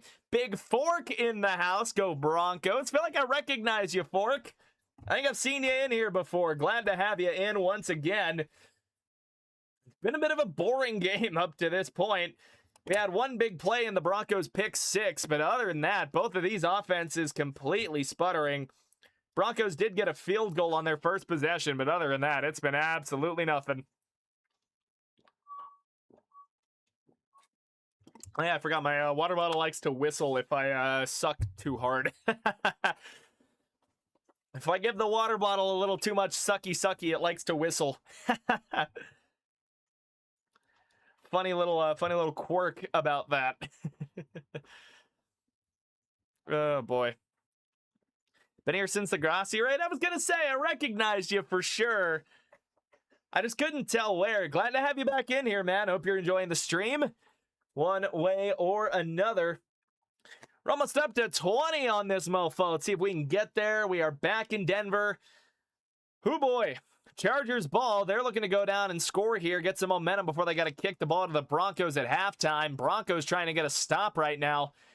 It's just a couple of plays from being a close game. Empty set for Lance, 3-by-2 set. He's going to screen it out to Keenan Allen, and he gets hit in the backfield. Able to scramble forward for a couple of more yards. Justin Stranad is in on the tackle. Chargers are just past midfield now. It's another gain of 2. They've tried similar plays from different formations these last couple of times there. I think it was Jaquan McMillan that made first contact, and what a catch by Puka Nacua. That puts the Rams up by 7 with 44 seconds left in the half there. I do not like the Raiders. I don't like the Raiders either. We do not like the Raiders around here. Yeah, so the Rams clinched the 5 seed with a win, so they would be the team going to blow the doors off of an NFC South team.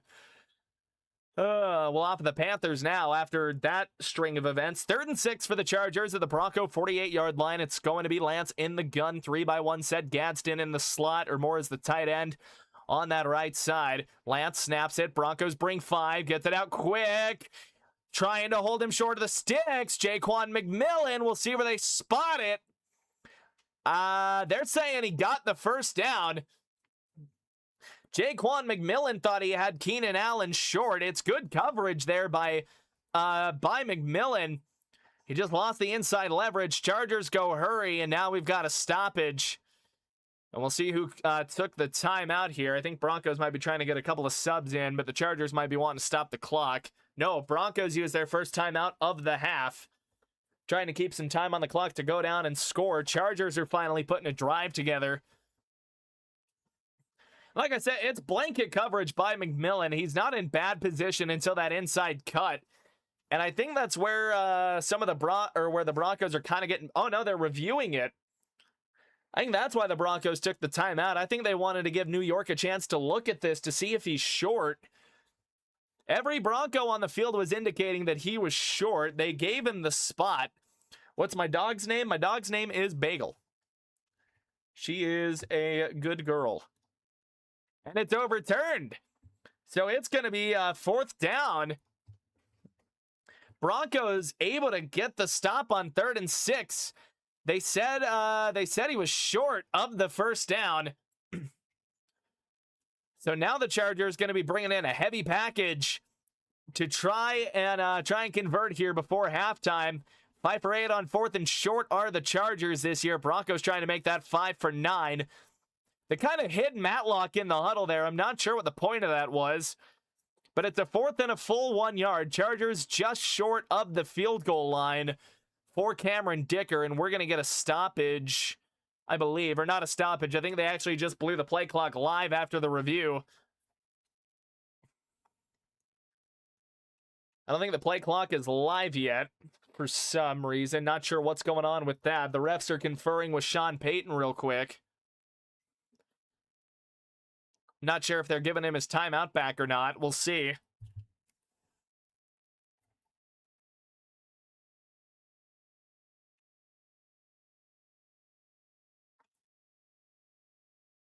Now they're resetting the game clock.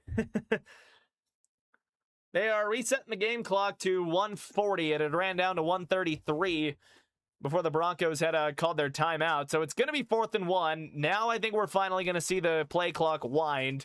They wound it up to 30. We did get that Broncos timeout, by the way. So the Chargers, they're going to at least line up and look like they're going for it here on 4th and 1. They might just try a hard count, see if they can draw the Broncos off. Lance will come in under center. It's a heavier set for him. Matlock in motion. They snap it, hand it off. And are they going to get him? No!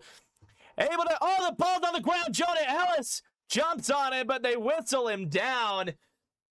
It was Hassan Haskins that they handed the ball off to the right side. They got Matlock in motion.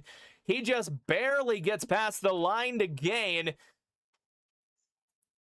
Oh, and just down before he fumbles it away. Down by contact. Chargers first down, clock running under 60 seconds. Chargers to the Bronco 40. Lance in the gun. It's a 2x2 set for him here. And we're going to get something whistled dead. I think we got somebody that false started. And we are. Chargers are going to get backed up 5. It looked like somebody on the right side of the line flinched. Maybe the right guard or the right tackle, and that would be either Trey Pipkins or Mekhi Becton that they caught.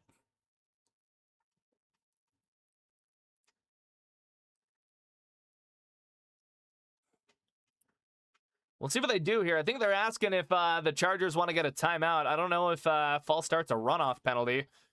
They're trying to sort a couple of things out. They haven't made the call yet. This is going to be false start. That was the initial thing. They've already moved the ball back. I just don't actually think they really announced it. And if they did, I mean, you got to think about it. My audio is low. Okay, here we are. All right. They announced it finally. They did get, they got Bobby Hart. I think they said number 66, which is interesting. That'd be the left tackle, so I don't know if they just got him lined up at a different spot right now or what. That is who they get it on. So 1st and 15 with 44 seconds. Chargers now still outside of field goal range. That penalty pushes them out. They need the 41 roughly to get to the edge of Dicker's range. 2x2 set in the gun for Lance. Dropping. Broncos bring 4. Lets it rip to the right side. That is caught. Aronde Gadsden along the sideline. Gets out of bounds. Just in field goal range. Gets it down to the Denver 39. Chargers trying to mount a drive here in these last 2 minutes of the half. Broncos get the ball coming out of the locker room. But the Chargers with a chance to snag some momentum to go into the locker room with. Broncos offense has been ineffective all day long outside of the first drive. Defense looking for a stop here. It's another 2x2 set in the gun for Lance. Broncos with the line loaded up. They're showing blitz.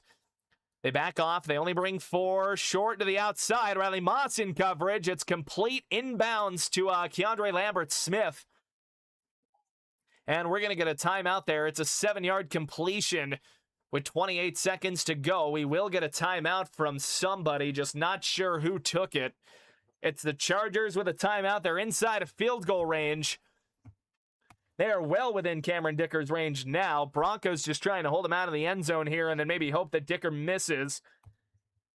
It is something that Dicker did a little bit of last week as well. Missed a PAT and missed a straight-on field goal, and those 4 points were the difference, and the Chargers lost to the Texans 2016 last week in Houston. That's what took them out of division contention. Trey Lance, he's on a bit of a tear after starting 1 for 8, 7 of 7 since then for 46 yards.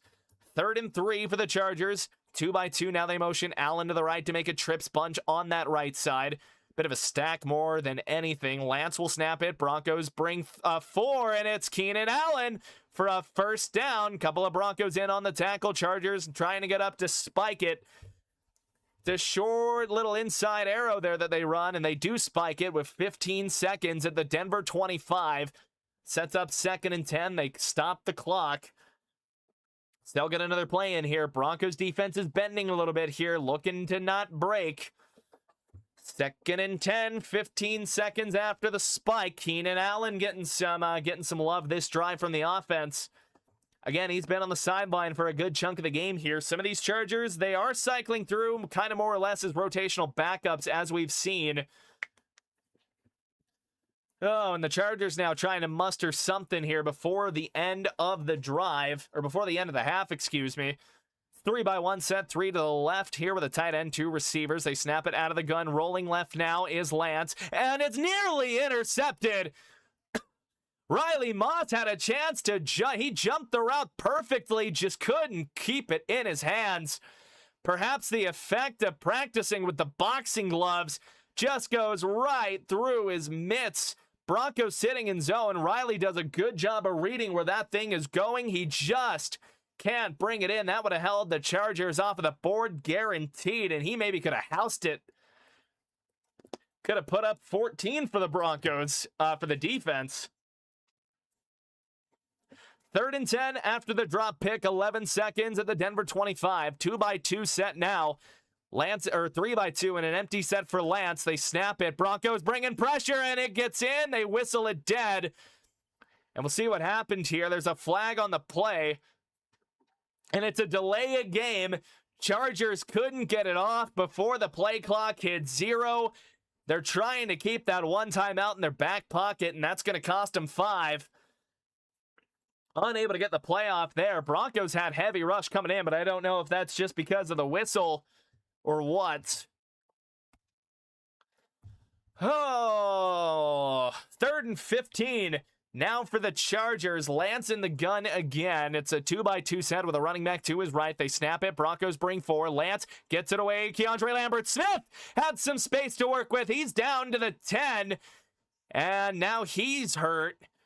Grabbing at his left hamstring, I think. He's able to get up. Oh, and he is limping bad. He's going to go back down. Trainers are going to have to help him off.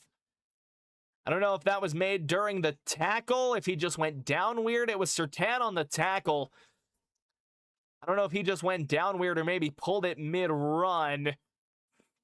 I'm not sure, but he was limping bad coming off.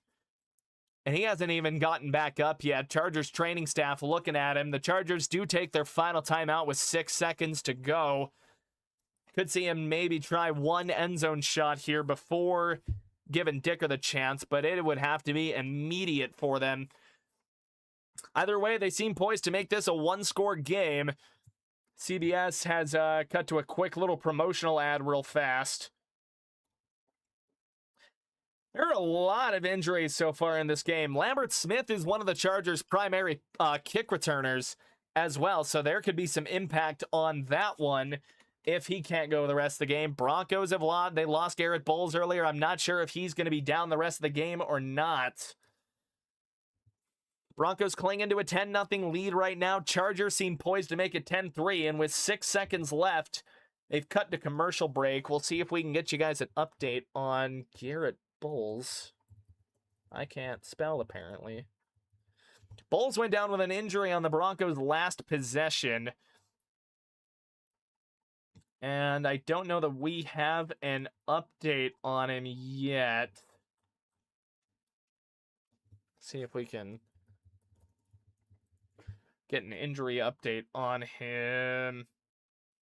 It took him to the 10. Keandre Lambert-Smith is up. Bowles has an ankle. He's questionable to return. PJ Locke questionable to return as well. So the Broncos losing a couple of key guys. So here we go. It's going to bring on Cameron Dicker to make this a one-possession game going into the locker room at half. It's going to be a 30-yard attempt from the right hash. He's missed a couple this year.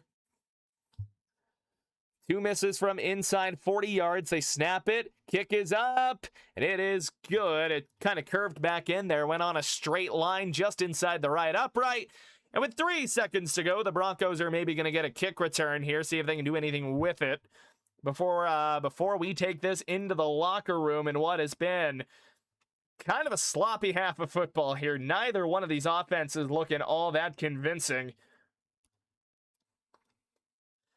And yet, Broncos with a 7-point lead. The defense has been playing well today. They did bend a little bit on this drive, but they do hold the Chargers to a field goal. Not sure what we're going to see on the Broncos side of things, maybe here on the kickoff, if anything. I imagine if there's no real return on it, then we just see a kneel down and walk into the locker room. Oh, but it will be Dicker getting set to kick this thing away after putting the Chargers on the board finally. Broncos finally get answered on points here, and they are going to get the ball coming out of halftime. They'll have it to start the second half. We'll see what the Broncos end up trying to do here, if anything, on this kick return. Dicker will boot this away. That is going to be well out of the end zone there. No chance to field that for Marvin Mims, I believe, is who was out there on that one. It was. So Broncos offense, I imagine, is just going to come out, try and kneel this thing down, and just head to the locker room with the 7-point lead. Again, they do get the ball, but they're going to have to figure something out on offense here. I think they need to give this thing to Jaleel. I think Jaleel's been the best Broncos running back here for the last couple of weeks. Still got Frank Crum in the game, by the way, so Garrett Bowles, he is questionable again to return. Here's a snap and the kneel down. Broncos just going to take this thing to halftime, so here we go. A lot to get into here. That takes us to halftime here on Crushin' It. Oh boy, it's been a game. It's been one of the games of all time. You know, we're going to kick on the music here. Whoa. Oh yeah, I forgot it does that. I need to like way layer that to like the absolute bottom here. There we go. Yeah, we're gonna run that for halftime. I'm gonna turn the volume like way down though, so it's not like overbearing. Let me know if it's too loud. But I think for halftime it's a good little idea there. 10-3 Broncos at halftime. Offense hasn't done much of a whole lot here. I should probably turn this. Broncos offense hasn't done much of a lot. They got the field goal drive on the first possession, and after that it's been punt, punt, punt, punt, and punt. Maybe I don't think they've had that many possessions here. Your stats here: Bo Nix 6 for 10, 38 yards. Buddy's got 44 on the ground on 5 carries. Leading rusher for the Broncos right now, Jaleel McLaughlin 3 of 23, 7.7 a pop here. I don't know why he is not carrying the ball more. Jaleel, I think, has been the best Broncos running back for the last couple of weeks. RJ Harvey 9 carries, 22 yards, nothing doing for him. And then Bidet with a 3-yard loss on his one and only carry. Receiving wise, Bidet with a 16-yard screen on that 3rd and 13 that he was able to convert. Bryant with 2 catches for 11 yards. Engram with 2 catches, 8 yards. And Marvin Mims, a 3-yard catch. Sutton with a target. Harvey with a target. Harvey with a drop. Defensively, it was Jaquan McMillan that put the Broncos up 2 scores early in the game with a pick 6. It was a hell of a play, too. Just bounced off of the hands of Keandre Lambert-Smith. Jaquan McMillan gets a couple of key blocks and is able to house call it. Will Lutz 1 for 1 on the field goals himself. Crawshaw having a decent day punting the ball as well. 3 kicks, 143 yards, 47.7 average. On the Chargers side, Lance started out really poor. 1 for 8 with the pick 6, but rounds it out 2 and 11 for 20 half for 80 yards. Jared Patterson, the leading rusher, 5 for 27. Lance has a couple of scrambles himself for 14. And then Hassan Haskins has a 3-yard carry as well. Lambert-Smith, the leading receiver there, just above Aronde Gadsden. Both guys with 2 catches, 24 and 23 yards respectively. Keenan Allen also with 23 yards. Let's just turn the feedback on. What the hell, Broncos? I'm with you there, Pat. The offense, not looking great. Offense is not looking great. Let me know what you guys think of the song choice, by the way. If you enjoy that song, by the way, the link to it is in the description. It is probably Ancient Evil by Lena Rain. 1 and done, no offense. It's horrible. It's just, they're just so inconsistent on offense. With the way that I know, like that we know this team can play, I don't think they're 1 and done. I want to see more though. I just like that there's a part in the, and maybe I'm coping here, but there's a part in the back of my brain that just thinks like Peyton is just saving his best for the playoffs. I don't want to sound like I'm coping because I probably am. But it's been rough today, man. The offense has just looked really, really vanilla, too. Like, it almost feels like they're trying to do what they did against Kansas City. Just kind of trying to hold the ball and get out, and it's just not working. It's kind of like I just mentioned. Like, I think Jaleel needs more carries. I really do. Chargers get a sack as well. They credit Delshon Phillips with the full sack on Bo Nix. That was a loss of 5 that killed one of the Broncos' drives. Broncos side defensively, again, we talked about Jaquan McMillan. They got a couple of sacks on the board as well, or maybe just the one there. I have a split between Benito and Allen, and they rocked. They rocked Trey Lance on that one. Look at the team stats. Broncos with 118 total yards to the Chargers 112, 33 passing yards to 68, 85 rushing yards to the Chargers 44. Neither team averaging over 3.9 yards per play. 8 first downs for the Broncos to the Chargers 6, 4 for 8 on third down to the Chargers 3 for 9. Chargers do have a fourth down conversion. Both teams have ran 30 total plays and have allowed 2 combined sacks, 1 on each side. 7 combined punts. It's been a pretty clean game though, penalty-wise. Chargers with a couple on that last possession. 2 accepted penalties for 10 yards. Broncos just with a 5-yard illegal formation or illegal shift penalty there. Both teams 0 for 1 in the red zone, and that was something that I was talking about earlier in the game as well, is that the Broncos got to find ways to turn those 3s into 7s, man. It's been a little infuriating watching this red zone offense the last couple of weeks. Go update you on the rest of the scores from around the league here in this afternoon window. Cardinals-Rams, it's a 16-6 ball game. Stafford with a touchdown throw. Puka Nacua had a hell of a touchdown catch on that, going up with one hand and slinging it down into his body. 6-3 Raiders lead against Kansas City. Chris Oladokun, 11 for 17 for 58 yards. Aiden O'Connell has entered the game for the Raiders. That's a name we haven't heard in a while. He is 2 for 7 for 17 yards. Kenny Pickett was 1 for 4 for 3 yards and a pick before he exited. Genty having a good day, though. 15 for 63 so far on the day, but nothing doing for the receivers. If you had to start a Raiders receiver today, I'm sorry. Wolfie! How we doing, buddy? It's been a minute. It's been a while, man. Haven't seen you in what feels like just ages, man. Happy to have you in here. Haven't seen you in forever. Just going over these halftime scores. Broncos-Chargers halftime, 10-3 ball game. Broncos will get it at half. Commanders-Eagles, third quarter is kicked off there, and Commanders, they've got a 10-7 lead coming out there. They've got a 3rd and 8 of their own 28-yard line. Eagles playing their backups. Tank Bigsby, 30 yards on 6 carries. Tanner McKee, 10 for 16, touchdown and a pick. Buck 48 so far through the game. Dolphins-Pats. That game has gone to halftime. Quinn Ewers not having that bad of a game. 9 for 11, 84 yards and a touchdown. Drake May matching him at 84 yards. He's 7 of 11 on the day. Stevenson, though, 3 carries, 67 yards and a touchdown. Jalen Wright, 11 carries, only 27. Not a lot going there. Quinn Ewers spreading the ball out quite a bit, though. Taj Washington leads his squad with 26 yards. Theo Weiss Jr., 1 catch, 20 yards. As well. Miami needs to take care of New England. It'd be nice, but we don't need to worry about it if we can just take care of our own business, man. Oh, that's really all you got to ask for here. Jump over to Chicago, where the Lions still with a 13-0 lead, and they've got it 2nd and 6 of their own 37. Jared Goff, 205 and a touchdown so far. Caleb Williams, only 51 yards, 7 of 12 on the day. Bears not getting that run game going all that much, so maybe the Lions just have Ben Johnson's number. We'll see how that game develops as we go along. And then, I mean, do we really need to ask if the Jets are losing? 21-0 so far in Buffalo. Mitchell Trubisky, buck 69. Nice. 2 tugs himself. Brady Cook. Brutal, man. 4 of 11 for 24 yards. It's been a rough go for these New York Jets. They seem primed to finish 3-14 on the season. Oh, man. Oh, lordy.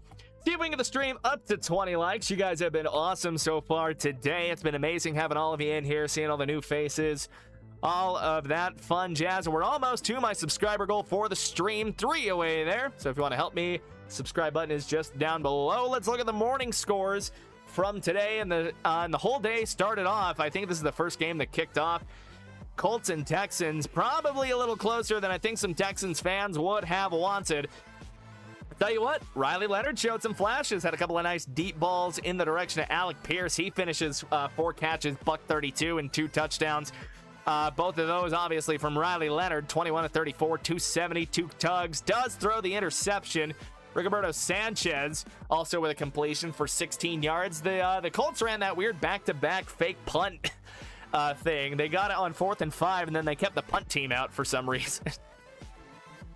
Just an interesting thing of events there. Jonathan Taylor, man, 14 carries, 26 yards. It feels like Jonathan Taylor has had a brutal end of the year just in this backstretch with the Colts losing streak and all that there. It's been a rough little bit for him. DJ Giddens, the leading rusher, 8 carries, 30 yards, only 3.8 a pop. Again, Alec Pierce, $132 and 2 touchdowns. He probably won somebody a fantasy championship. Josh Downs, 4 catches, 61 yards. Tyler Warren, 5 for 26. A lot of guys with 20 yards here. Amir Abdullah, Mo Alley Cox, he had the catch on the fake punt. And then JT with 13, Pittman for 11. There's not a lot going there on the Texans side. Stroud, 14 to 23, $169 and a touchdown. Davis Mills entered the game for a bit, 3 for 9, 36 yards. British Brooks was the guy getting the bulk of the carries here, 13 for 63, 4.8. Woody Marks ends up 10 carries, 48 yards. It feels like maybe the Texans are figuring out how to run the ball. Maybe that's the Colts defense. But I can't be certain. Xavier Hutchinson, your leading receiver, 5 catches, 84 yards. Dalton Schultz, right behind him, 4 catches, 73. A lot of happenings around here. So the Jags have clinched the AFC South.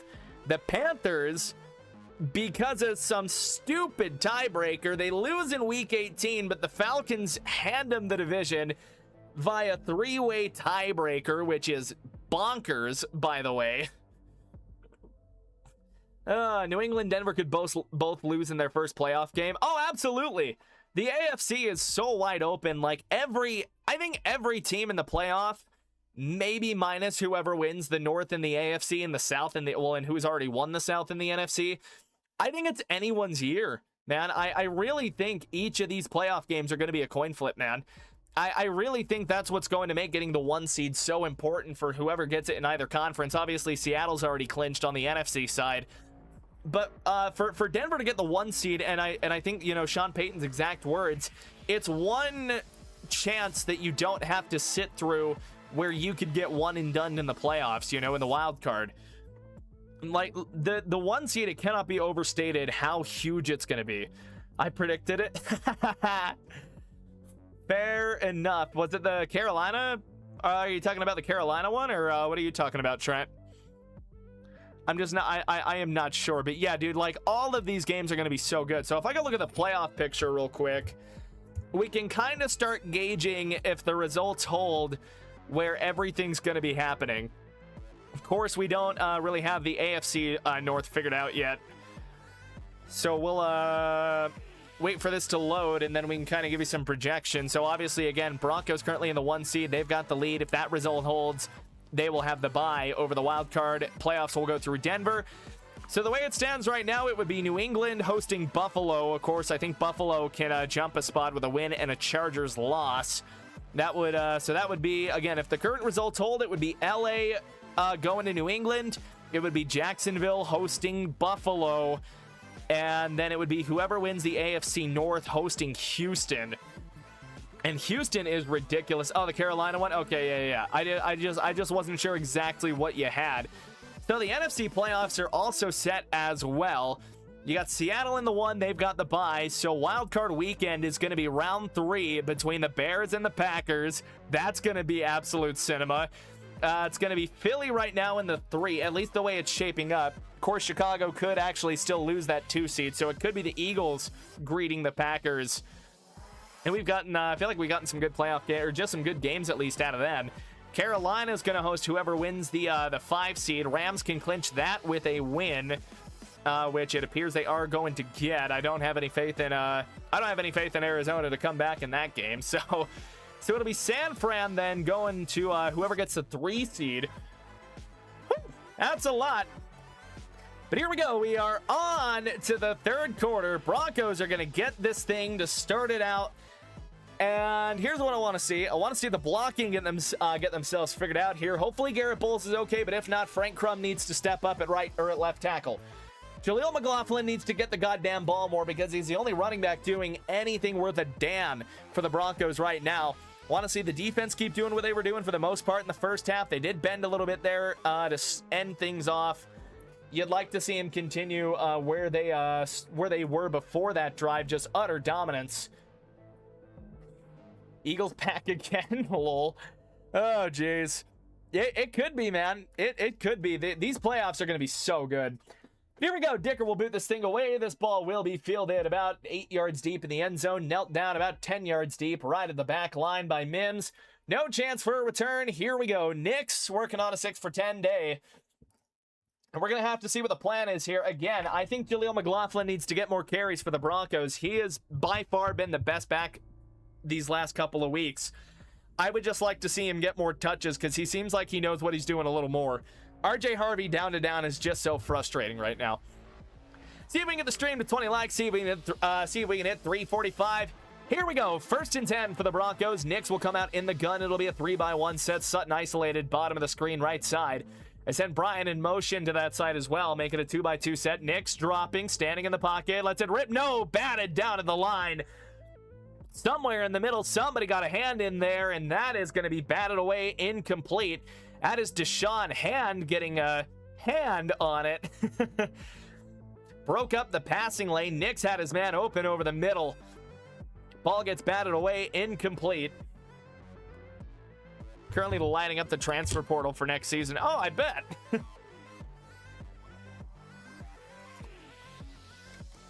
Those guys are probably going to get big offers, man. 2nd and 10. Jaleel McLaughlin does enter the game. Knicks will come out under center. It's a 3-man stack to the right. They motion Prentice to the left. Knicks will hand it off. McLaughlin looking for room, and McLaughlin's got room up to the 41. Gain of 6. What I tell ya. Jaleel McLaughlin making things happen in the Broncos running game. And again, he appears to be the best back that the Broncos can field right now. He's the guy that's been getting it done for him lately on a down-to-down basis. And we do see Garrett Bowles re-enter the game. Garrett Bowles is back. He got injured in the first half.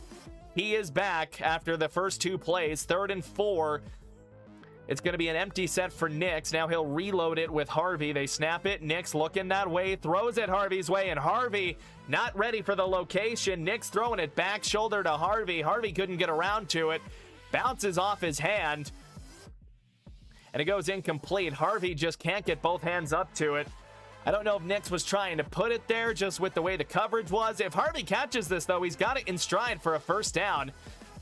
But it's an early 3-and-out for the Broncos offense, and they squander their first possession. Crushin going to be on for his 4th kick of the day. Broncos getting a little creative there. They get some guys in motion. They get them set. They do just snap it, and they do just punt it, so the look doesn't amount to anything. And that gets fair cut at about the 12, and I believe I left the music off on. So, my bad. I meant to just leave that on for halftime, but the transition was so quick that wasn't really able. I feel like I got to scoot that up a smidge. Hang on, there is the scoreboard is a little short, I've noticed. That will take us to commercial break, by the way. Get Sean Payton off a play calling. Sean Payton is not gonna relinquish play calling. I think that's just something that, like, at this point as Broncos fans, I think we got to accept. I don't think Sean's just going to give up play calling, man. Like I said, like, I almost wonder if he's trying to play the long game here, but I mean, there's just some shit happening. Again, I really think Jaleel needs to get handed the ball more, because Jaleel's averaging like 6 yards a carry right now. It's kind of infuriating. And to be fair, too, like, not all of it's on Sean, not all of it's on Bo. There's a combination of things happening. I mean, RJ, technically, he's got 3 drops on the day, like, or 2 of them. The one hit him in the one hand on that 3rd down. I just don't think he was ready for the back shoulder throw, because that's where Knicks had to put it to keep him out of coverage. And he had a drop earlier. He had Pat Bryant let one slip away. Like, again, and it's something I brought up, too. Bo Nix is like top 10 in a category you don't want to see your quarterback in, and that's yards lost off of drops. Nix is leading in rushing. It's not okay. Yeah, it's true. Sick of the stupid crap that he does. I think I mentioned this a couple of times, that every now and again, Sean Payton will just call like what I like to call a bong rip play. I forget who I brought that up with. I think that was during my appearance on a Horsepower Hour, where that's what we called it. The receivers need to be better. Yes, they do. I think that's been a pretty consistent theme all year. I really think there's going to be a hard conversation about what Denver does to receiver in the offseason. I think there needs to be as well, because they rode with confidence with the guys that they had. Obviously, you get Pat Bryant in here, and Pat Bryant has some nice flashes. But I think you need to go out and really get a number one guy. Like, Sutton's an okay number one. Like, I think he is probably about average as a number one receiver. But I think you really need a guy that can go out and make dynamite plays, because it really feels like the Broncos have not had that since Demaryius Thomas. Just a bang, bang, dynamite number one that's going to go out and boom, reliable. Just constantly. Alrighty, here we go. Chargers with the football now after the Broncos stalled out. 3 and out. It'll be Lance in an I form. Scott Matlock in at fullback as usual. Broncos showing a heavier front. Lance is going to pitch it around. That is Patterson trying to find room, and he's not going to find a lot. Somehow navigates up for about a 2-yard gain. Not sure how he found anything there. Had a couple of Broncos in the backfield around him, but alas, only a gain of 2. And the Chargers, they come out in that heavy personnel. They get a guard pulling as well. Jump into that left side. Just the Broncos able to snuff out the run. And another Bronco goes down there. That is Ayuoma Uwazurike. Backup nose tackle for the Broncos, number 96. He's a guy that the Broncos kind of took a gamble on. Of course, Uwazurike did get suspended for gambling, but he came back. The Broncos bet on his upside, and he's been a very important rotational piece for the team all year. It's really been the first full year that we've gotten a real good look at Uwazurike, so he is the man that is now down, and we hope he's okay. Oy, oy, oy. Again, I was talking about this at halftime too, like, and maybe this is copium. Maybe Sean's, he's just calling super vanilla games here against the Chargers backups, just trying not to reveal too much before the playoffs. Again, I could be wrong, and I could just be coping.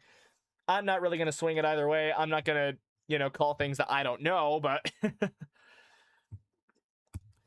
I definitely think there is one development that I am seeing. It is Jaleel McLaughlin needs the ball more, man.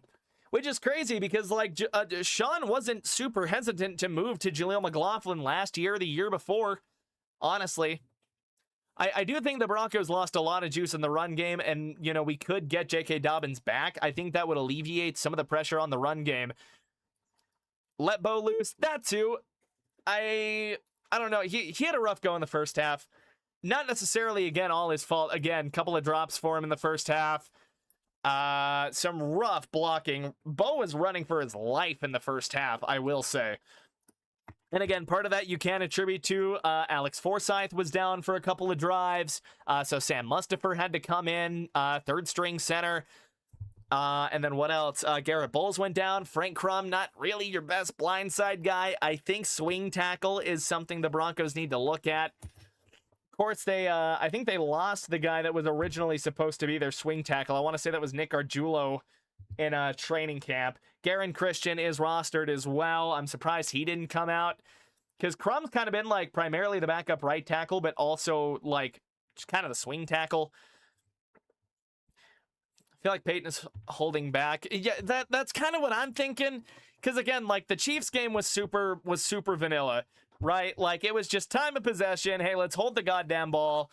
Just get out of here on Christmas with a win. Doesn't matter how it looks. I don't know. I mean, Bo's been making a lot happen with his legs. He's had to, though. He has had to today. I agree with Bok Choi, though. Bo, leave. Let's keep the vibes high in the chat, man. Come on, we're having a good time around here. Stream's doing super well. You guys been awesome. Give me something to talk about. Let's keep the vibes high, man, all right? We got to feel good.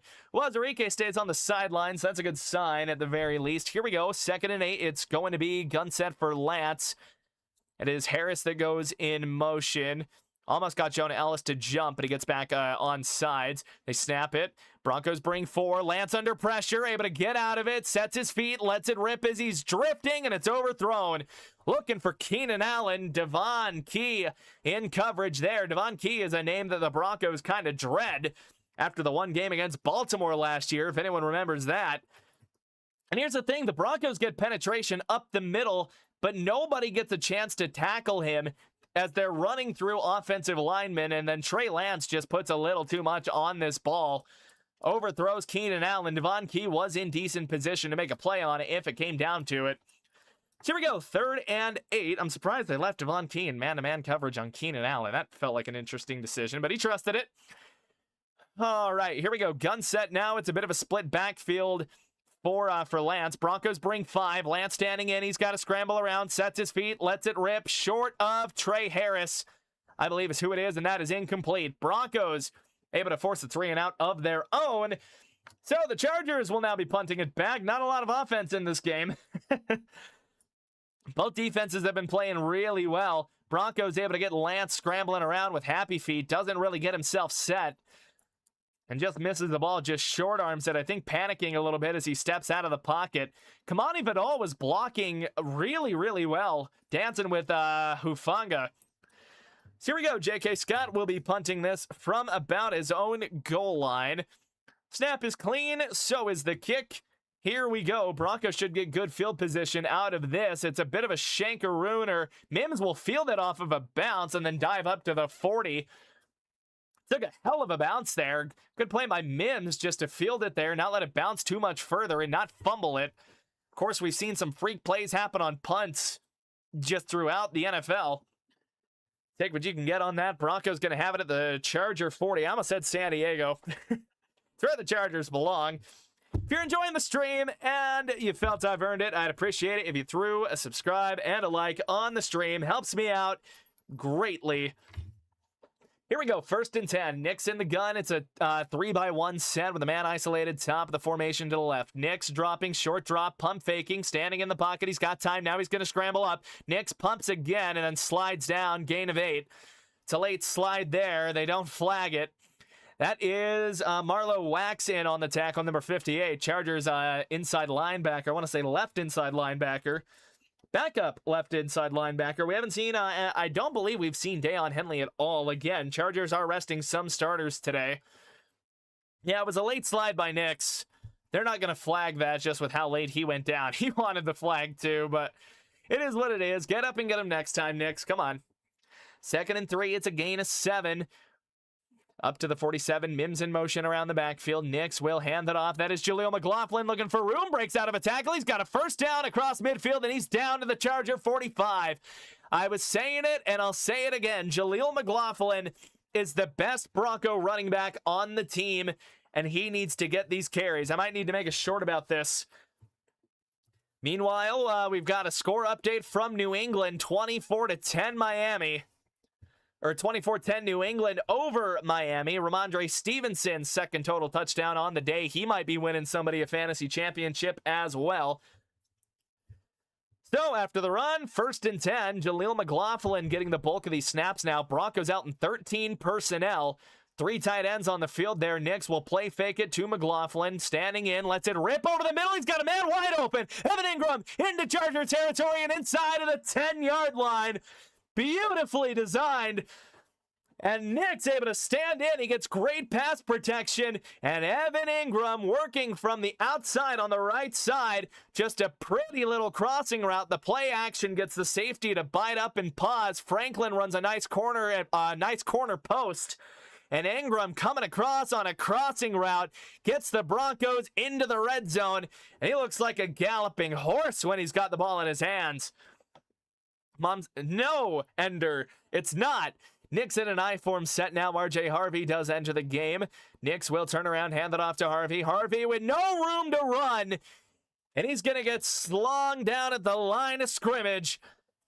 Broncos will stay at the 8. RJ Harvey with no sledding at all so far in the game. That's his 10th carry, and he's only averaging about 2 yards a pop. Might be his 11th.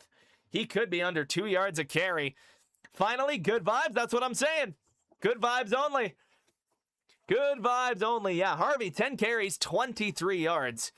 Share the quarterback? No. Here we go. 2nd and goal. Broncos need to find a way to convert in the red zone. Nix comes out, empty set, trips bunch right side for him. They snap it. Nix, short drop, standing, corner of the end zone, incomplete. Trying to put it in a place where only Franklin can get it, kind of streaking up to the corner. It's RJ Mickens that's in coverage for the Chargers. And just like that, it's 3rd and goal. Nothing moving much here for the Broncos. I feel like that's Troy Franklin's first target all day long. He's been quiet. If you don't, then the Colts curse will get you too. No. Oh, empty set again for the Broncos. 3 by 2. He's got 3 receivers over to that right side. Now they're going to reload with Harvey in the backfield. They snap it. Nick's dropping, looking. Now he's got a scramble. Floats it, overthrows Harvey. That's going to bring up 4th down, and that means Will Lutz is coming out. Nix just misses a pretty open RJ Harvey there, rolling, and he puts too much air. I think he's trying to lead Harvey upfield and get it over a Chargers D lineman. Unable to do so, and Jesse Minter's defense able to hold the Broncos inside, able to hold them to a field goal attempt inside of the red zone for the 2nd time today. Outstanding game calling. Keep up the great work. Appreciate you, Ricardo. Appreciate you. It'll be a 20-yard attempt for Will Lutz from the left hash. Kick is up, and it's good. 10-point lead once again for the Broncos. Nothing happening in the red zone for them. And again, I really think Jaleel McLaughlin needs to be getting these run snaps right now. I really do. As much as I love RJ Harvey, and as fun as he is at times, down to down, you need someone that's more reliable, and I think right now Jaleel is the most reliable guy. I'm going to throw on the music for the break here. Okay, I need to do something with this damn scoreboard. This is actually really, really good for me because I can actually figure out how off I am with the scoreboard here. I didn't think I had to make it that much bigger because it's just a transparent background. My problem with Harvey is just down to down right now. It feels like you can't really rely on him just down to down. Jaleel McLaughlin, I certainly feel like has been the most reliable down to down back for the Broncos this last little bit. Okay, well now I've screwed with things too much. Let me downsize that a smidge, see if I can get that to stick where I want. I'm fighting with the scoreboard graphic, and it's no one else's fault but mine. There we go. Perfect. Okay. Now you can't see anything behind it. All right. There we go. Beautiful. Beautiful, beautiful, beautiful. It's 13-3 ball game for the Broncos. Another drive where, they got the one big chunk play there that got him deep into the Chargers red zone, got him down to the 8, unable to do anything after that. And again, you need to find ways to turn these 3s into 7s. You absolutely need to. But hey, if you want to help me out in the algorithm, I would greatly appreciate it if you threw a like on the stream, get us up to 20.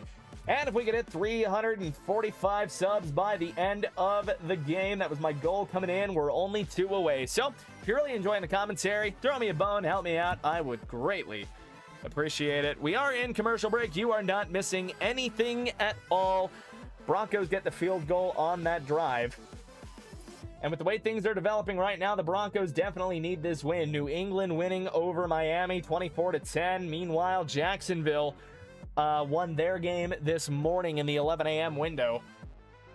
And they won convincingly 41-7 over the Tennessee Titans. Brandon Allen actually ended up playing the majority of the game, and looks like former Bronco there. Nick Mullins got a little bit of play time in the game as well. Okay. Alrighty. Here we go. We're back in Denver. Will Lutz getting ready to kick this thing away. Oh, man. Broncos have not really looked convincing. Again, it's just a bad habit they have. They play down to competition, but they also play up to competition. So we do get a sub in for an injured Keandre Lambert-Smith. Jared Patterson entering the game, a kick returner. Because of the injury to KAL. So we'll see how that might impact a couple of things here. Lutz on to boot this away, and he does. This will be fielded at the 10 by Patterson. Patterson working up to the 20, makes a cut inside, and he's down at the 33. It's Adam Prentice in on the tackle. Lavelle Bailey also helping him as well. He was recently called up from the practice squad. So he joins fellow linebacker Jordan Turner as a practice squad call-up. Of course, Broncos still without Dre Greenlaw. Suffered a hamstring injury against Kansas City. And we're still waiting to see a couple of things. Dupree and Lambert-Smith, both with hamstring injuries. They're questionable to return. Same with PJ Locke. He's got something with his leg. He is He's questionable. And now Williamson limping to the sideline, one of the backup linebackers. The gun set for Lance, 2x2. Now they motion Harris. They're going to hand it off up the middle. That is Patterson. Or no, it's Vidal, excuse me. He's got a gain of 4 up to the 35. Give or take 3.5. I'm not exactly sure where they spotted that. It's gain of 3 or 4 on the play. It's change of scheme. It's now 2011, and Harvey isn't Reggie Bush. I think Sean just sees a lot of potential in RJ Harvey. I just think the problem is like you're not fully getting that potential. And again, like I've said it with some people too. I think Kodiak said it on a short. Like down to down, he's so infuriating. The gun set for the Chargers once again, 2x2 set. It's going to be Lance in the gun, snaps it. Broncos rush 4. Pressure gets in. He escapes somehow. A magician. Trey Lance scrambling out to his right side, and he's going to be out of bounds. Gain of maybe 2. Nick Benito was all over him, had him down on the ground like tar. But Trey Lance just keeping the legs churning, pulls some absolute magic in the backfield. Benito just can't wrap him up. Not quite Houdini, but at least a magician you maybe see on America's Got Talent. Trey Lance able to scramble out and keep things alive. He gets a short gain on the play there. It's McMillan that confronts him before he goes out of bounds. 3rd and 5. Now their own 36. It's again Lance in the gun, snapping, looking short, slings it short and complete. He's got Keenan Allen, and I think they're going to spot him just short. They do. So he's going to be short of the sticks. It'll be 4th and maybe half a yard up and around midfield. They needed the 45 or the 43, something close to that. And Allen having to come back for that ball on an out route. Doesn't get forward there. It is going to bring up 4th down. Starters playing the Chargers, 3rd string, impressive. All right, hey man, that's just how things roll. It's not Harvey's fault, just Peyton's lack of evolution as play call. There is an element of that as well. We get a timeout. We get a stoppage. Harbaugh's going to challenge this. Now, Harbaugh's going to challenge the spot on the field here. He thinks Allen got the first, and initially, too, with the angle, I thought he did as well. I'm surprised they spotted it short. So we'll see what that is. That's probably going to take us into a commercial break. 7:59 to go in the quarter. And yeah, I think he's got that. I thought he had it initially. I almost wonder... It almost looked like he bobbled it against the ground. They might rule that incomplete. That might change the call entirely. That might go to incomplete. As Keenan Allen was sliding down, it looks like the ball came loose against the ground. He didn't have a hand under it either. So, I mean, the challenge might actually backfire on Harbaugh. Oy, oy, oy. We are in commercial break as they review that. I don't know if that's even going to stand as a catch after the challenge. Now that they've got a chance to review it, I'm not actually sure that that stands as a completion. Let's go get all you football junkies updated on the scores. See if we can also hit 20 likes. We're damn close. You guys have been awesome. And man, I'm eating my words. Cardinals with a 20-16 lead over the Rams. Jacoby Brissett for 200 yards and 2 touchdowns now, and the Rams suddenly finding themselves down. They've got it 1st and 10 in the Arizona 43. They're down 4, trying to clinch the 5. The 6-6 ball game in Las Vegas right now. Neither offense is doing jack. The Aiden O'Connell and Chris Oladokin Bowl. That's funny. They are, you know what though? They are giving Brashad Smith the bulk of the work, Kansas City. I think that's something they should have done weeks ago. Brashad Smith is quick, man. I think he's got a lot of potential. Eagles with a 14-10 lead over the Commanders. Tanner McKee nearing 200 yards there, 171. And a touchdown, a pick as well. Josh Johnson, 100 yards and a pick himself. Not a lot going on there. 24-10, 30-10. I've lied to you. New England Pats score again. Quinn Ewers with an interception on the day, 12 of 17. Buck 17 and two with a touchdown there. I wonder if he threw a pick six. I'm not actually sure if they just got a long touchdown. Man, the Lions are giving it to Chicago right now, 16-0. All right, we're back in Denver as well. We'll see what this call is. I don't even, do they overturn it even being a catch? We'll see. Do they overturn it even being a catch? No. They called him short of the line to gain. So the Charger, or no, it's overturned. I'm confused. The graphics not helping. They overturn it. It's a first down. Pistol set for Lance. Pulls it on a bit of a read option. Ellis playing great contain, but he can't get to him. They force him out of bounds. Maybe a gain of 3. If that. Ellis played extremely good contain there. Able to chop his feet and break down. Keep Lance from getting the edge entirely. They try a read option. Lance still able to scramble forward, though, for a few yards. You got to get a 4 on that. So they gave the Chargers the first when even, the angle that we had, I don't even think he caught that. I don't even think they caught it. But they gave it to him. 2nd and 6 right now for the Chargers after the 4-yard run by Trey Lance. Pistol set once again, 2-2, 3-1. They send a man in motion, handoff, and that is going nowhere. Zach Allen getting Jared Patterson wrapped up in the backfield. The rest of the cavalry arrives shortly after. Dondre Tillman ends up at the bottom of the pile, and it's a loss of 2. Allen just absolutely destroys the center, drives him back into the backfield, and then he's the one that gets the first paw on Jared Patterson. Riley Moss joined in soon after as well. He was wrapped all around. We had 20 likes on the stream. You guys are the best. That's all there is. Here we go. 3rd and 8. Keenan Allen rejoins the game. It's a 3-by-1 set for the Chargers. Gadsden lined up. Now he will split the backfield. 2-by-1 set now for the Chargers. Broncos bring 4. Lance standing in under pressure, and down he goes. Justin Stranad on the middle linebacker blitz. Able to get through, comes around the edge, and plants Lance into the ground. 4th and 16. That'll force the Chargers punt. They try to give him more protection as well. Aronde Gadsden comes in as a blocker, block and release, and it's just a big looping blitz from Stranad from that right inside linebacker in the Broncos 3-4 scheme. And he comes around the side and puts Lance in the ground. Gotta bring on J.K. Scott now to punt this thing. He gets it away cleanly. No real pressure on him there. Marvin Mims back. He'll field this at his own 11. Now he's going to try and get something going. Marvin Mims up the left sideline. Marvin Mims to the 40. Shoved out of the 45. Marvin Mims with the electric return. Marvin Mims.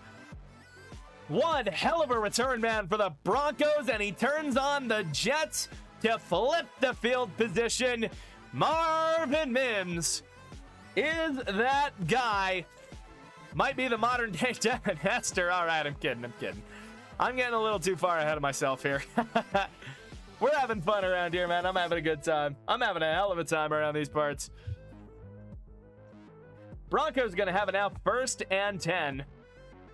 Any opinion that we should be resting our starters? Not when there's a 1 seed to go clinch. Here we go. Nick's in the gun. It'll be a 2-by-2 set. 11 personnel for him on the field. I believe that is McLaughlin that has entered the game. Nick's dropping, standing in the pocket. Now he's got to step up, and he's going to get wrapped up. Ends up protecting the ball.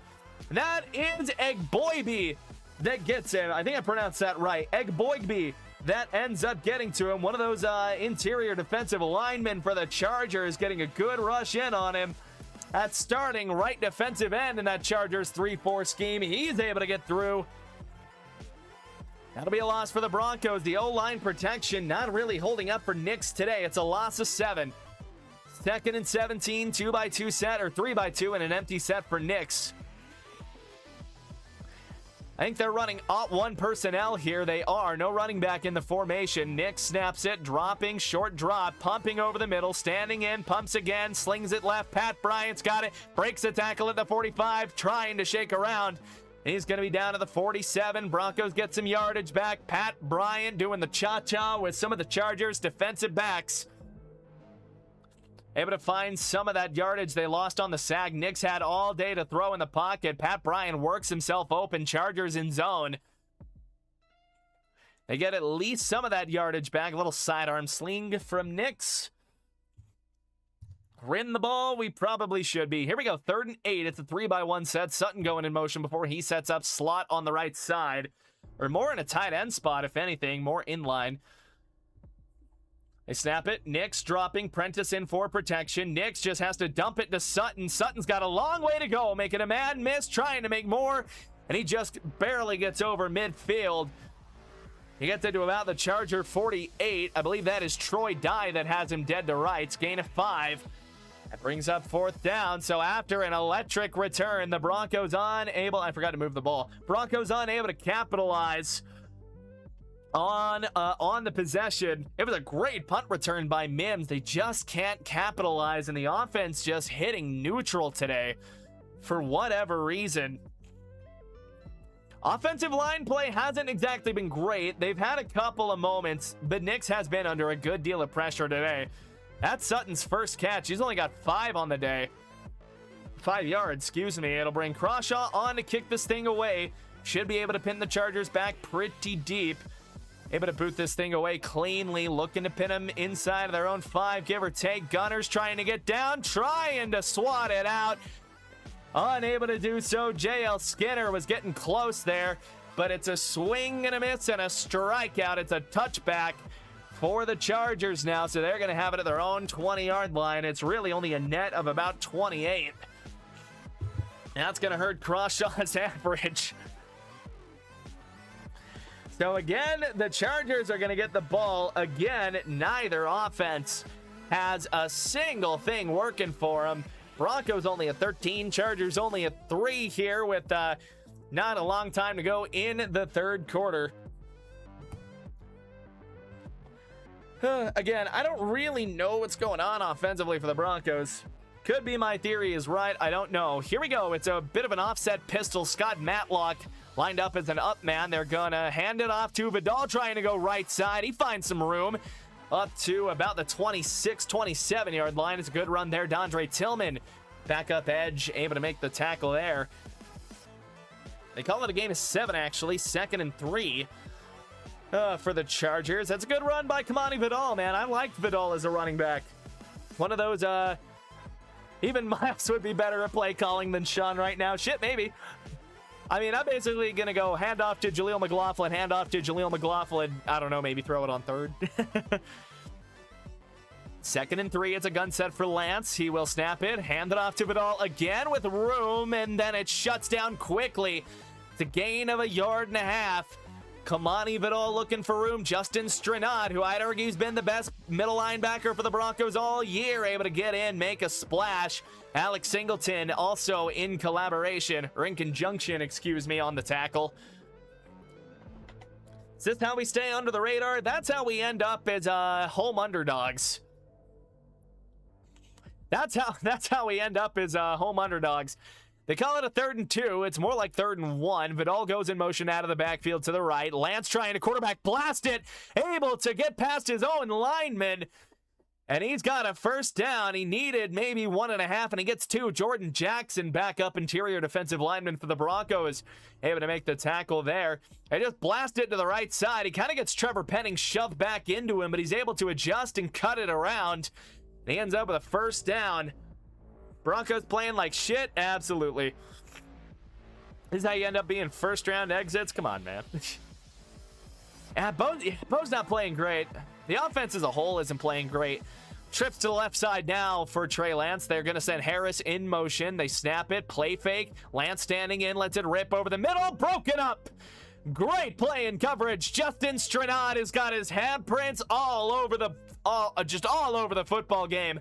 $1:31 to go in the 3rd. Justin Stranad working on Will Dissly, trying to run a seam up the middle.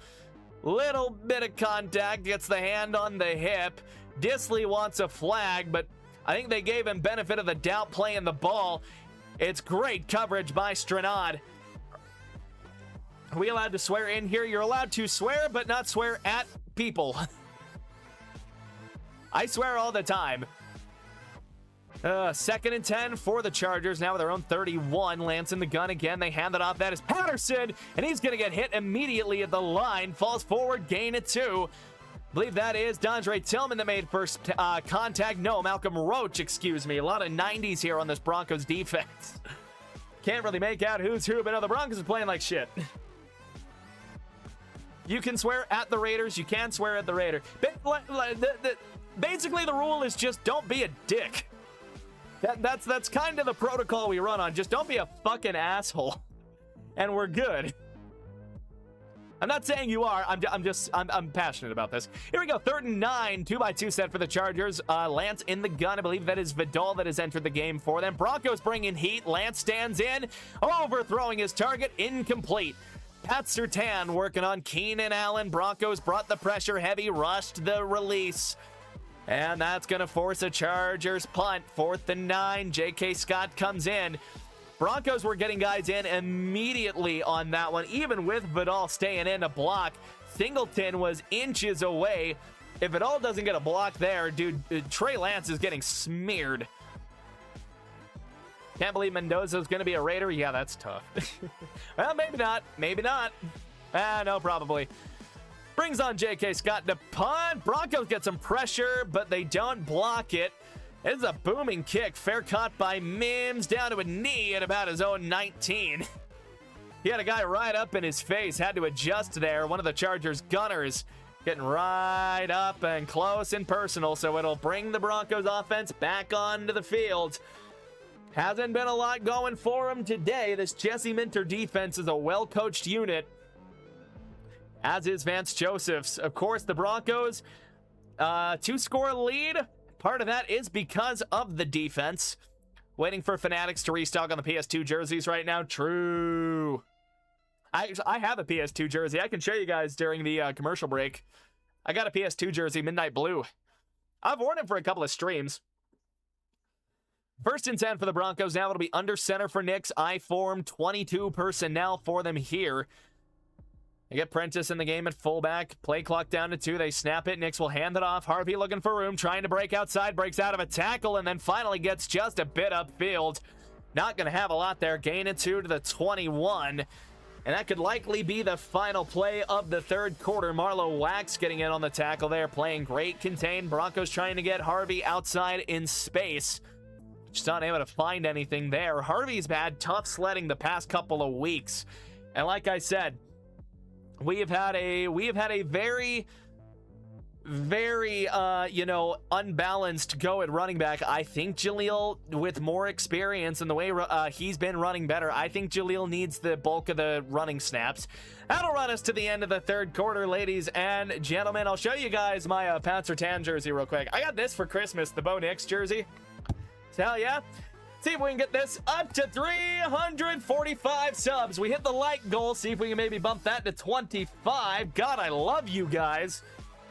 We're having a hell of a stream, man. Appreciate each and every one of you. Yeah, let me show you that Surtain jersey. See if I can dig it out of the closet real quick. I can just have all my jerseys lined up in one spot. Where is it? There we are. There's the Surtain jersey. Yeah. Midnight Blue on the Surtain jersey. I think I got it right when they announced the new uniforms. So we love that. I actually got it on discount. They were doing like a big sale on Fanatics when the Broncos unveiled the new uniforms, and I thought that the Midnight Blue ones were the cooler ones. One and only jersey, 27 Atwater. That's cool as fuck, dude. I've got 2 different John Elway jerseys. I got the 75th anniversary John Elway jersey, and then I've got the old Orange Crush one, which is funny because I found that one. Have any of you guys ever been to a Lids? Like, have you been to a mall? Like, tell me you guys know what Lids is as a store. That's where I found it, was at a Lids. 150 gold doubloons went down the drain. Yes, my name is Miles, Ninja. My name is Miles. As always, I'm your host, Miles Smith. I probably should put that in, like, the actual, thingamabobber of, like the channel name. I meant our mascot. Oh, fair enough. The hat story. Yeah, there you go, Bok Choy. Yeah, I fucking love lids. Even if everything is like super expensive, lids never has cool shit though for like the Mariners, because I fucking love the Mariners too, even if they break my heart constantly. Ah, pop my ears.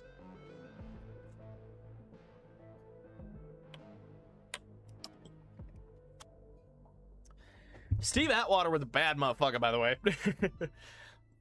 Steve Atwater, I'm convinced that guy was crazy. Oh, has the music been running this whole time? My bad. Honestly, like, do you guys like the music running in the background during the stream? I didn't mean to leave it running for as long as I did. I did not mean to run that. Here we go. Second and 8 for the Broncos at the 21. Nix will fake it to Harvey, tosses it out, screenplay to Mims. Mims breaking tackles. He's got a first up to the 29. I find Bronco stuff online because I'm from Wisconsin. Yeah, kind of same. You get it a little heavier in Utah, though. Like, you can find more Bronco stuff, although my Walmart is full of fucking, Utah Mammoth shit. So, Miles and Miles, best damn show, period. Maybe I should try and get the mascot on. Maybe I should try and get the mascot, dude. That'd be sick. Oh, man. So the Broncos do get the first down. We got a stoppage. They might be doing the virtual measurement just to see. They were Colts but grew up Broncos? Hell yeah. Yeah, I honestly wonder if they run the virtual measurement. All right, they did respot it. I think we got the virtual measurement there. Broncos are going to be about probably a half yard short of this. Yeah, his booty's down. Marvin Mims was down by the ass. So it's going to be like 3rd and an inch, basically. I'd be shocked if we don't see the Bo Nix quarterback sneak special here, but we'll see what they come out in. 3rd and 1 for the Broncos now. It'll be at about their own 28. They need the 29. Nix lines up under center. It's heavy personnel, 13 for him here. Nix tries the hard count, turns around, hands it off. Harvey blown up in the backfield. Marlowe whacks. He goes in and he waxes RJ Harvey in the backfield. Absolute demolition. I'm surprised they didn't try the sneak, honestly. Able to just shoot up the C gap. Broncos, it looked like, maybe try to run duo there. Nobody gets to Marlowe Wax, and he does a great job of reading that. He does an outstanding job of reading the play. Broncos lose a yard, and Jesse Minter has got to feel good about his defense. That's going to bring on Crawshaw to punt for the umpteenth time today. A lot of punts in this game. No offensive touchdowns. Crawshaw gets it, fields it cleanly. A little bit of pressure getting in, but able to get it away. This will be fielded at the 25 and fair caught by Darius Davis. That is where the Chargers are going to have it. 13:29 to go in the game. Broncos with a 2-score lead. Really want Al Wilson, badass linebacker. Dude, Al Wilson was nuts. He's one of those guys, too, that I feel like in Broncos history goes a little bit forgotten. But Al Wilson was damn good, dude. Because I think a lot of people remember like Romanowski from that era just because he was a fucking douchebag. But yeah, I don't know. No, Al Wilson could hit people. Al Wilson, I don't know if he put the same fear of God that like maybe Atwater and or Romanowski put in people, but Al Wilson was one of the most reliable linebackers I feel like in the early 2000s. I feel like another guy a lot of people don't talk about either is Elvis Dumervil. Like, Elvis Dumervil was hella good, too. I think he gets remembered a little more as a Raven, though. Did he win a ring with the Ravens? I'm not actually sure. We'll check on that in a minute. We got some score updates that we got to get to. Rams retake the lead. They're up by 10, 30-20. I don't think he fires Sean Payton. No. I'm not in that club. But again, so Rams now with a 10-point lead in the fourth quarter. They've got the ball. Raiders with a 9-6 lead over Kansas City. Exhilarating ball game in Las Vegas. Eagles with a 17-10 lead, although the Commanders do have it. Second and goal at the Philadelphia 4. Maybe it's 3rd and goal now. Pats with a 38-10 lead over Miami. Jesus Christ. That's the thing. So there is one little thing that kind of scares me about the Pats, like for the Pats. How many close games have they really played in this year? Like, New England kind of gives me 2013 Broncos in the fact that they've kind of just blown everyone out, and we saw how that worked for the Broncos in the Super Bowl that year. That's kind of my thoughts on New England, is like, it feels like they've just kind of blown everybody out. I don't know. I could be wrong, but I haven't watched a lot of Pats games this year, but that's where I stand. Bears make it a 8-16 game there. So now they're looking to do damage. What happened to the Chiefs? They're starting Chris Oladukin. But they're also losing to Aiden O'Connell. So here we go. 1st and 10 for the Chargers at their own 24. Lance will be under center. It's a 3-by-1. Now they motion Darius Davis more to the left. Now he'll yo-yo back to the right. He'll get set. Trips bunch on the right side. Lance snaps it. Play fakes it. Has Benito behind. The ball is out. And the Broncos recover. I forgot to move the ball, but it might as well be the tell. Heard round the Mile High City. Good God. Nick Benito gets around and punches it out. And who is it that fell on it? Number 95 for the Broncos, Savion Jones, the rookie, getting some play time. Welcome to Casa Bonito. Nick Benito getting around. He finally gets a strip sack that we've been looking for all year. Gets around, makes mincemeat of the tackle, and then it is Savion Jones, the rookie, that dives on it. That's the 2nd turnover forced by the Bronco defense today. Sean Payton was talking about that in the press conferences this week, at least early in the week from what I was listening to. And now the Broncos offense in business. They have it at the 20. They're going to send Mims in motion right to left, orbit around the backfield. Nick's dropping. Now he's got a roll. Just kind of has to short arm it in Mims' direction. Dangerous throw. Ends up in no man's land between Mims and Marcus May. Nick's just rolling to his left with nowhere to go. That is, I mean, who gets beat there even? Somebody on the O-line gets beat. That is, Quinn Miners just gets made a fool out. And it's Phillips that gets in and gets the knock, but it's Tier Tart that causes Nix to roll out initially. It's going to be 2nd and 10 now for the Broncos after the incompletion. That could have been horrendous. Split backfield for Nix between Harvey and Mims, I would have to guess. They kick Mims out to the right side. They hand that off to Harvey, trying to go left side. He loses his footing and gets twisted around. All that for a loss of 1. So off of the turnover, the Broncos looking like they are not going to capitalize. There's been some deeper issues in the offense today that just aren't working out. Even on this play, Tier Tart, I mean, it doesn't really affect the play coming from the right side, but it just feels like that the O-line doesn't have an answer for what this Chargers front 7 is doing. It's either that or RJ just can't pick a lane, and that's kind of the problem. That's the thing. And that's why I keep saying Jaleel needs more carries. Nix will come out in an empty set. Play clock down to 3. They need to get this off. They do. Nix will screen it over to Mims, and it's through his hands. No, we got a timeout, actually. Timeout by the Chargers. Broncos came out empty, and I guess Harbaugh just barely got that timeout off.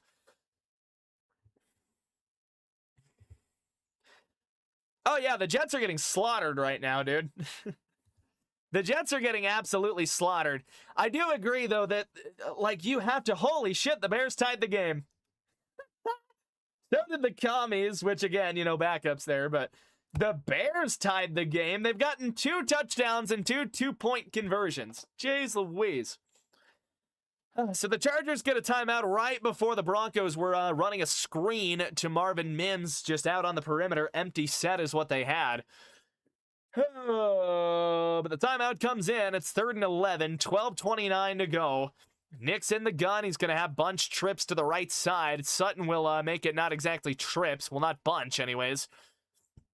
Nick's in the gun, snaps it, stepping back. Now he's got to step up in the pocket, trying to evade. He does, but he stumbles over his own O-line. Pressure getting in, and that's another sack. This offensive line for the Broncos just having a rare off day. It's a loss of 1, and that's going to bring out Will Lutz to try to make this a 13-point game. This offensive line right now is getting their asses kicked. Egboibe is the one that causes the pressure, working on McGlinchey.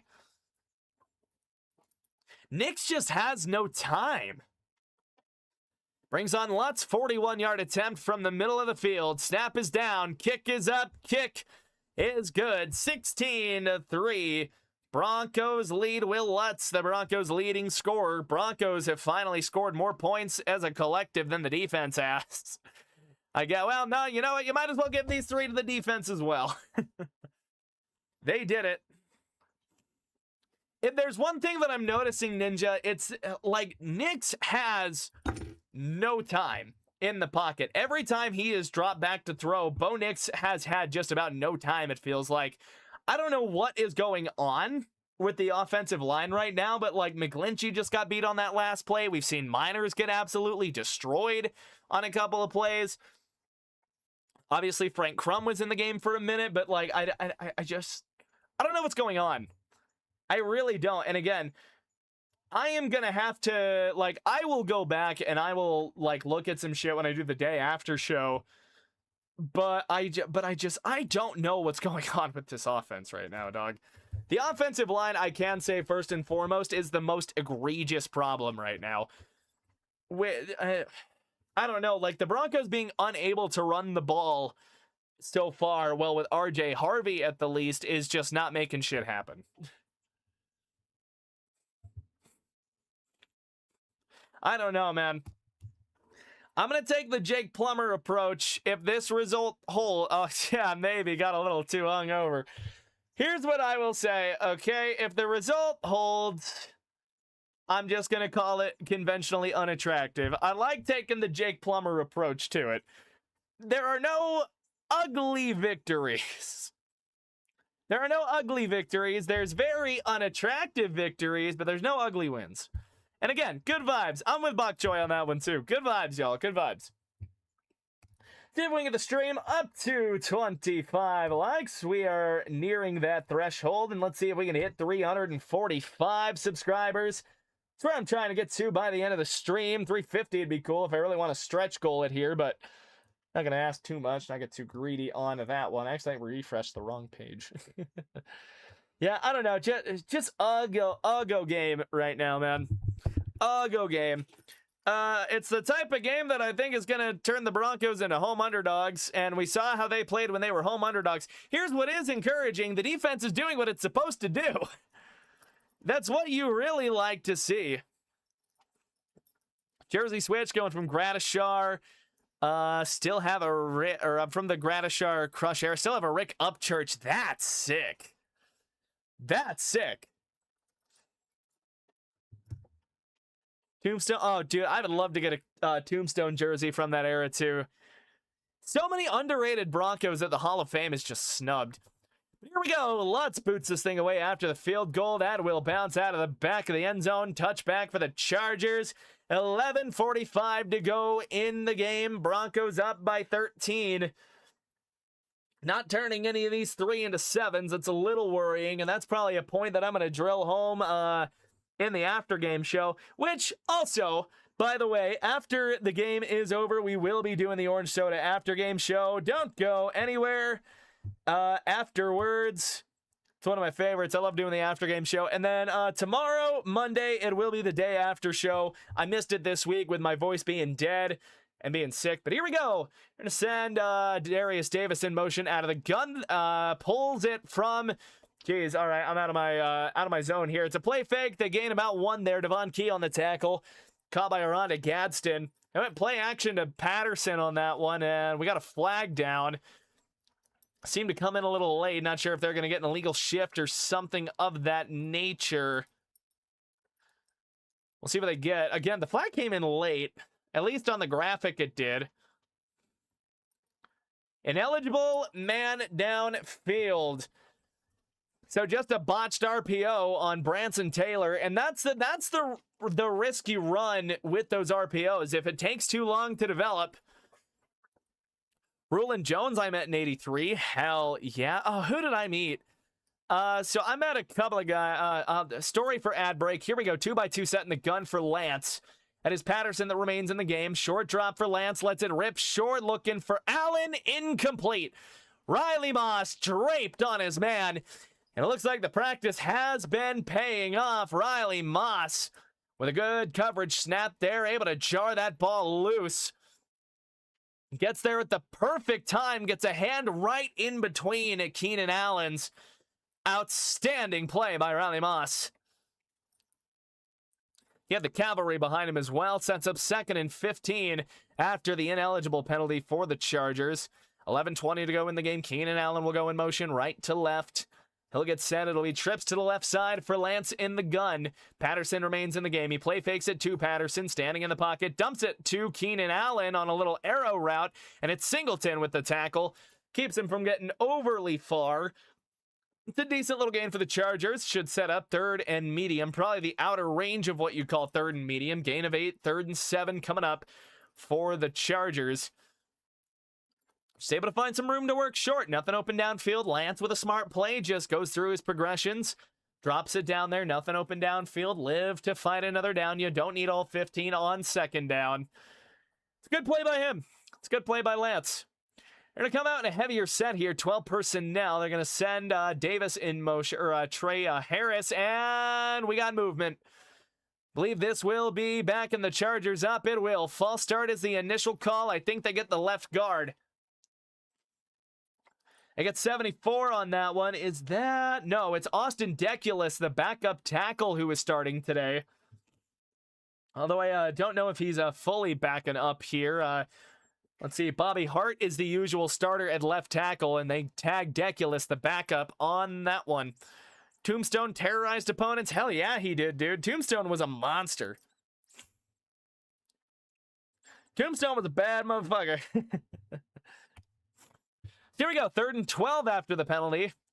Lance in the gun again. Snaps it. Broncos bring 5. Lance stepping up in the pocket. He's got some room to run. Lance past the 50. Stepping out of bounds at the 45. Contain breaks down for the Broncos. And Trey Lance able to take advantage of it. Athletic quarterback. Able to find himself some yardage down the sideline. Couple of Broncos nearly had a shot at it, too. I think Singleton over pursues on the edge, trying to seal it. Benito can't wrap him up. That's a big play for the Chargers. Their first at 20-plus yards today. Gets them into Denver territory. 10 minutes and ticking down in the 4th quarter. Lance in the gun. It's a bunch to the right side. Now Disley will motion out wide. Lance snaps it. 2-step drop, 3-step, and he's going to get swallowed. Couple of Broncos in on that. Savion Jones and Ayuomo Wazarike getting back there. Nowhere to go. Nowhere for Lance to escape that time. And it's a loss of 8. Massive, massive play by the Broncos interior defensive line. Both of those defensive tackles just slamming through the orange rush.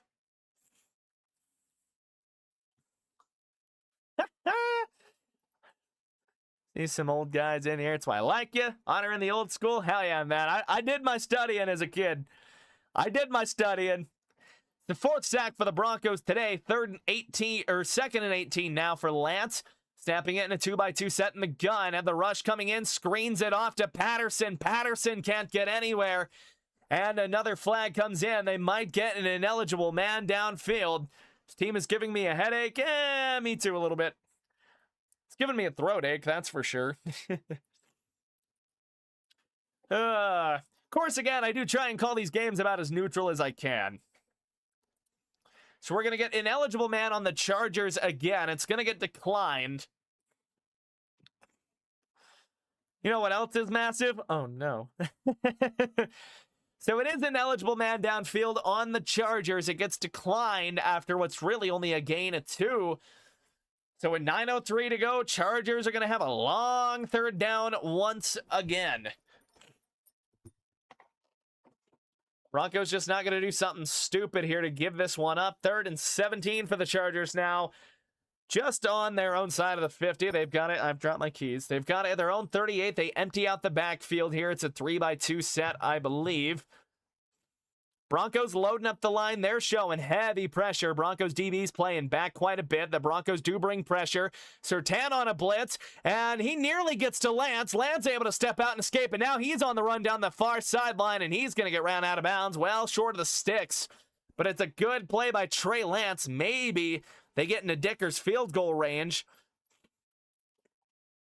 but they might just be going for this too. It's good coverage across the board. Man-to-man for the Broncos. Riley Moss running well with Keenan Allen. Darius Davis working on Hufanga. He's pretty covered up. It's a gain of 10, sets up 4th and 7. Blitz just took too long for the Broncos to get there. Low taper fade. Where are we coming from? All right. 3-by-1 set for Lance now. One man isolated up top. Lance dropping. Pressure trying to get in. Dumps it to it. Oh, and he is blown up. Turnover on downs. Pat Surtain accelerating like he's in Gran Turismo and just crashes into Vidal. Demolition derby type stuff on the far sideline. Pat Surtain looking like a safety. Where's he even lined up? He's pressed up on Darius Davis playing a flat zone, and he just comes up and wrecks Kamani Vidal. Broncos offense are going to have it once again. Turnover on downs. The Broncos defense is doing their thing. See if we can get to 345 by the end of the game, and the subscriber count button's just down here. You'd be joining the best viewer base in the NFL. 7:57 left in the game. Nick's under center. Jaleel McLaughlin re-enters the game. It's going to be 12 personnel. Sutton in motion to the left side. Nix will play fake it. Now he's got a step in the pocket. Dumps it to McLaughlin underneath. McLaughlin making a man miss. McLaughlin navigating McLaughlin. He's up to the 40 into the Chargers side of the field. At least I think it might be. Yeah, he's up to his own 40, but Jaleel McLaughlin with the electricity. He starts this 5 yards behind the line of scrimmage when he catches this. Makes a man miss, able to navigate around, and he does get down to the Charger 38. Jaleel McLaughlin needs the ball.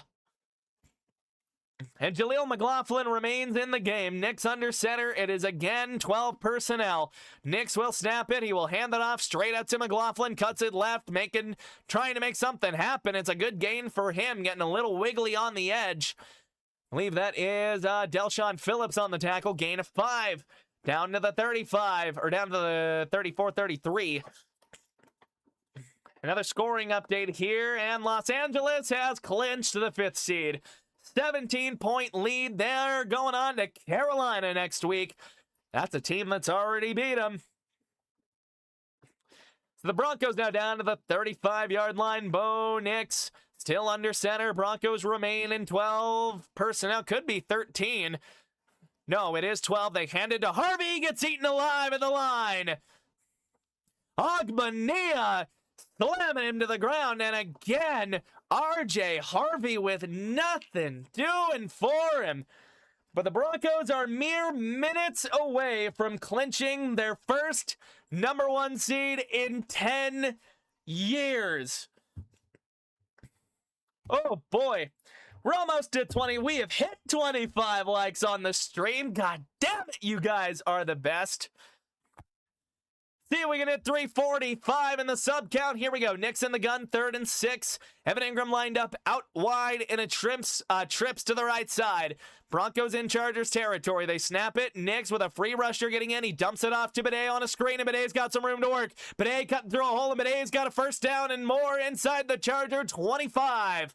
5 and change counting down, or 5:35 and counting down. Tyler Bidet, his second screen of the day, and it's another big gain for the little running back that could. And I will say it, RJ Harvey is getting outshone by both of these running backs that are behind him on the depth chart. I'm going to keep it a buck with you. Where'd I drop my keys? I'll find those in a minute. I'm just fidgeting with them.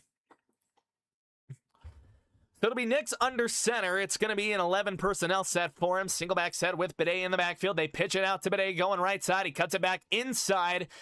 Not a whole lot of room for him there, but he's down to about the 22, 21. It was kind of a weird spot. It took the ref a second to figure out where he wanted to put that. Great play-by-play. Like the detail. Keep it up. Appreciate that. On the go. Appreciate that one. OTGCLO. Need a touchdown? I agree. I don't even know if you need it to, like, pad the stats at all. I think you just need it for morale. And I mean, one of my big takeaways is that Jaleel McLaughlin just needs the goddamn ball. Holy hell, Jaleel is putting on a show. If I'm Sean, Jaleel's my starter in the playoffs. He's who I'm starting. And he is getting the bulk of the carries. RJ Harvey stock is at an all-time low right now. I'm going to keep it a buck. We got a stoppage of play here. I believe there was an injured Charger. I didn't see who it was. Prayers up for the guy, though. I hope he is all right. Oh, they do rewind the clock here. It is starting to tick down again. Broncos 2nd and 9. Nick's in the gun. Bryant in motion. Hill set up on the left side. It's a 2x2 set. Troutman at tight end. Nick's dropping, standing in the pocket.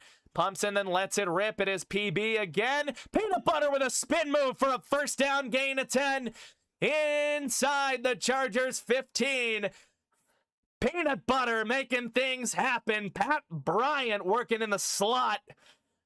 Spinning out of a tackle. That's Ben St. Juiced that he fools. Oh, I'm calling him Peanut Butter. What a spin. He puts him in the spin cycle. Love to see stuff like that. 1st and 10. Peanut Butter back out on the field for the Broncos. 4 catches, 31 yards for him on the day. Nick's under center. PB's going to get set on the left with both tight ends. Harvey in the game and running back. Nick's will hand it off to Harvey. Harvey with some room over the middle. Finally, Harvey fighting down to the 5.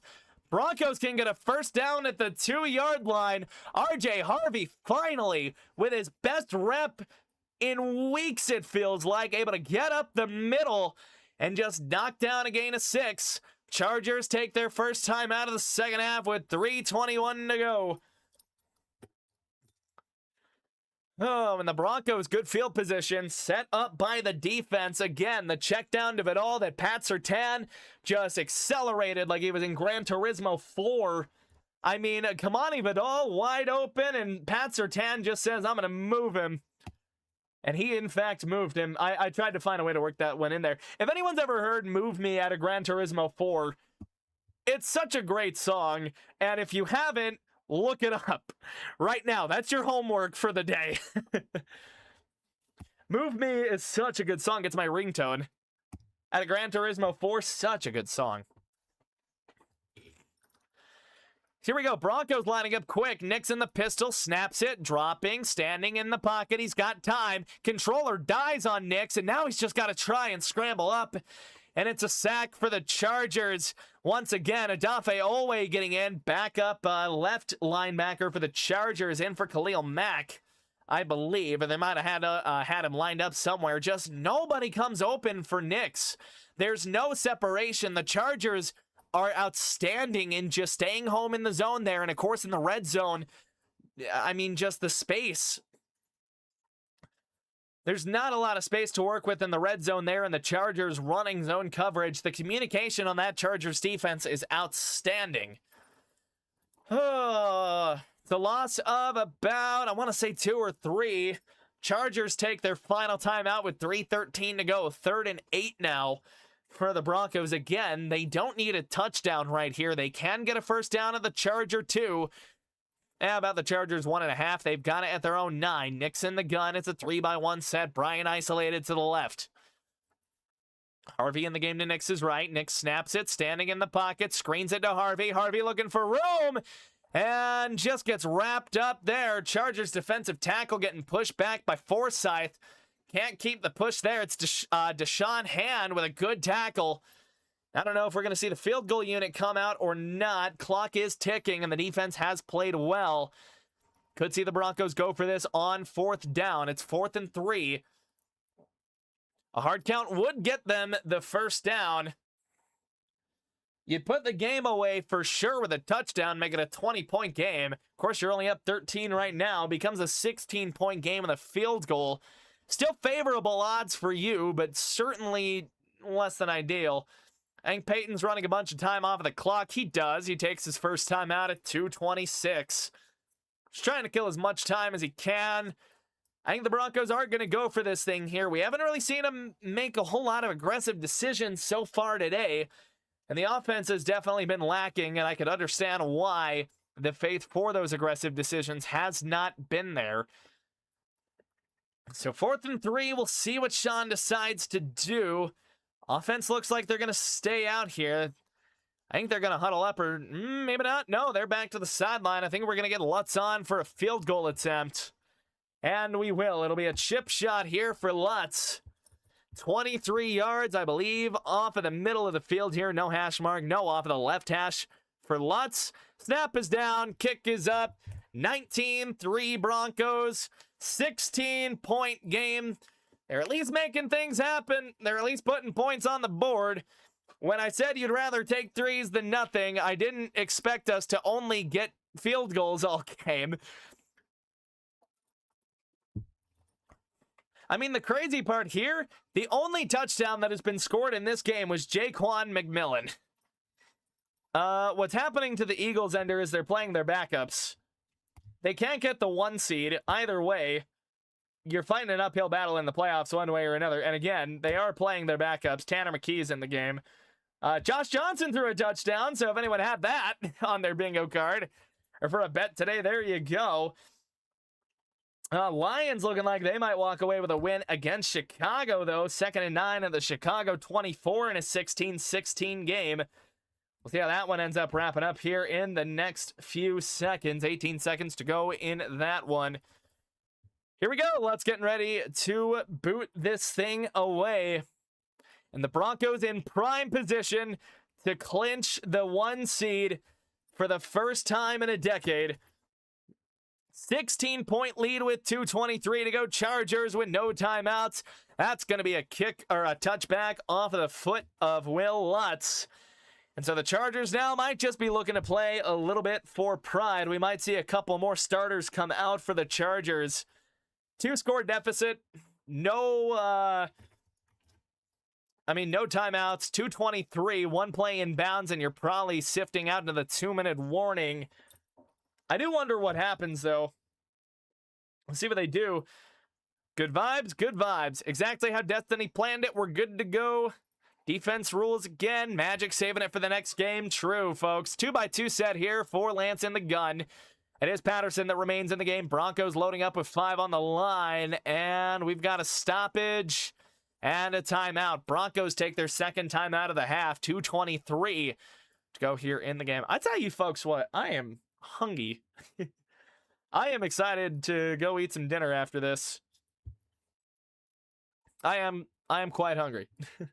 I had a bowl of cereal and then some lean cuisine mac and cheese earlier in the day. It's probably what I'm going to make for dinner too. Yeah, there's some nuggets. We'll see. Of course, we do have the after game show coming up, so don't go anywhere.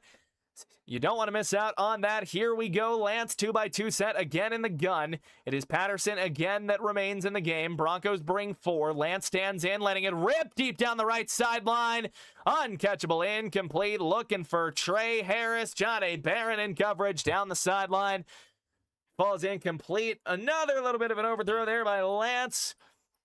Harris maybe had a step on Barron down that sideline. Falls harmlessly incomplete. 2nd and 10. Chargers trying to take a few swings to get back within 1 possession here. They would need a 2-point conversion and an onside kick. It's a 16-point game as it stands. 2nd and 10, 2:18 to go. Lance in the gun, 2x2 again. Lance dropping, short drop, standing in the pocket, pressure getting in, gets a lineman shoved into him, overthrows his intended receiver, looking for Patterson on the check down. Jordan Turner was in coverage for the Broncos. Another linebacker that's gotten some reps off of the practice squad. Chris Abrams-Drain also in the general area, I believe. Neefa Noodles were good while listening to the call. Appreciate it, John. Appreciate it. Appreciate all the love you guys are giving me today. It's been a hell of a stream, man. I'm always thankful for all these streams, for how good these usually go, man. It's awesome to have all of you guys in here. Here we go. Lance once more in the gun. 3rd and 10. 2:12 to go. Short drop. Let's go over the middle to Will Disley, and he is immediately brought down. Justin Stranad in conjunction with Jordan Turner, and that is going to run us to the 2-minute warning. Short gain for the Chargers there. And again, runs us to the 2-minute warning. It'll be 4th and medium when we return. And I think I am going to run to the bathroom real quick. I've kind of had to pee for about the last hour. If you're enjoying what you hear, let's get the stream up to 30 likes. And if you're really, really enjoying it, and if you feel I've earned it, and you feel like sticking around, the subscribe button is just down here. See if we can hit 345. We're only 2 away. You guys have been great. I gotta run to the pisser right quick. So here's what we're gonna do. We're gonna throw that on, and we're gonna throw that on. There we go.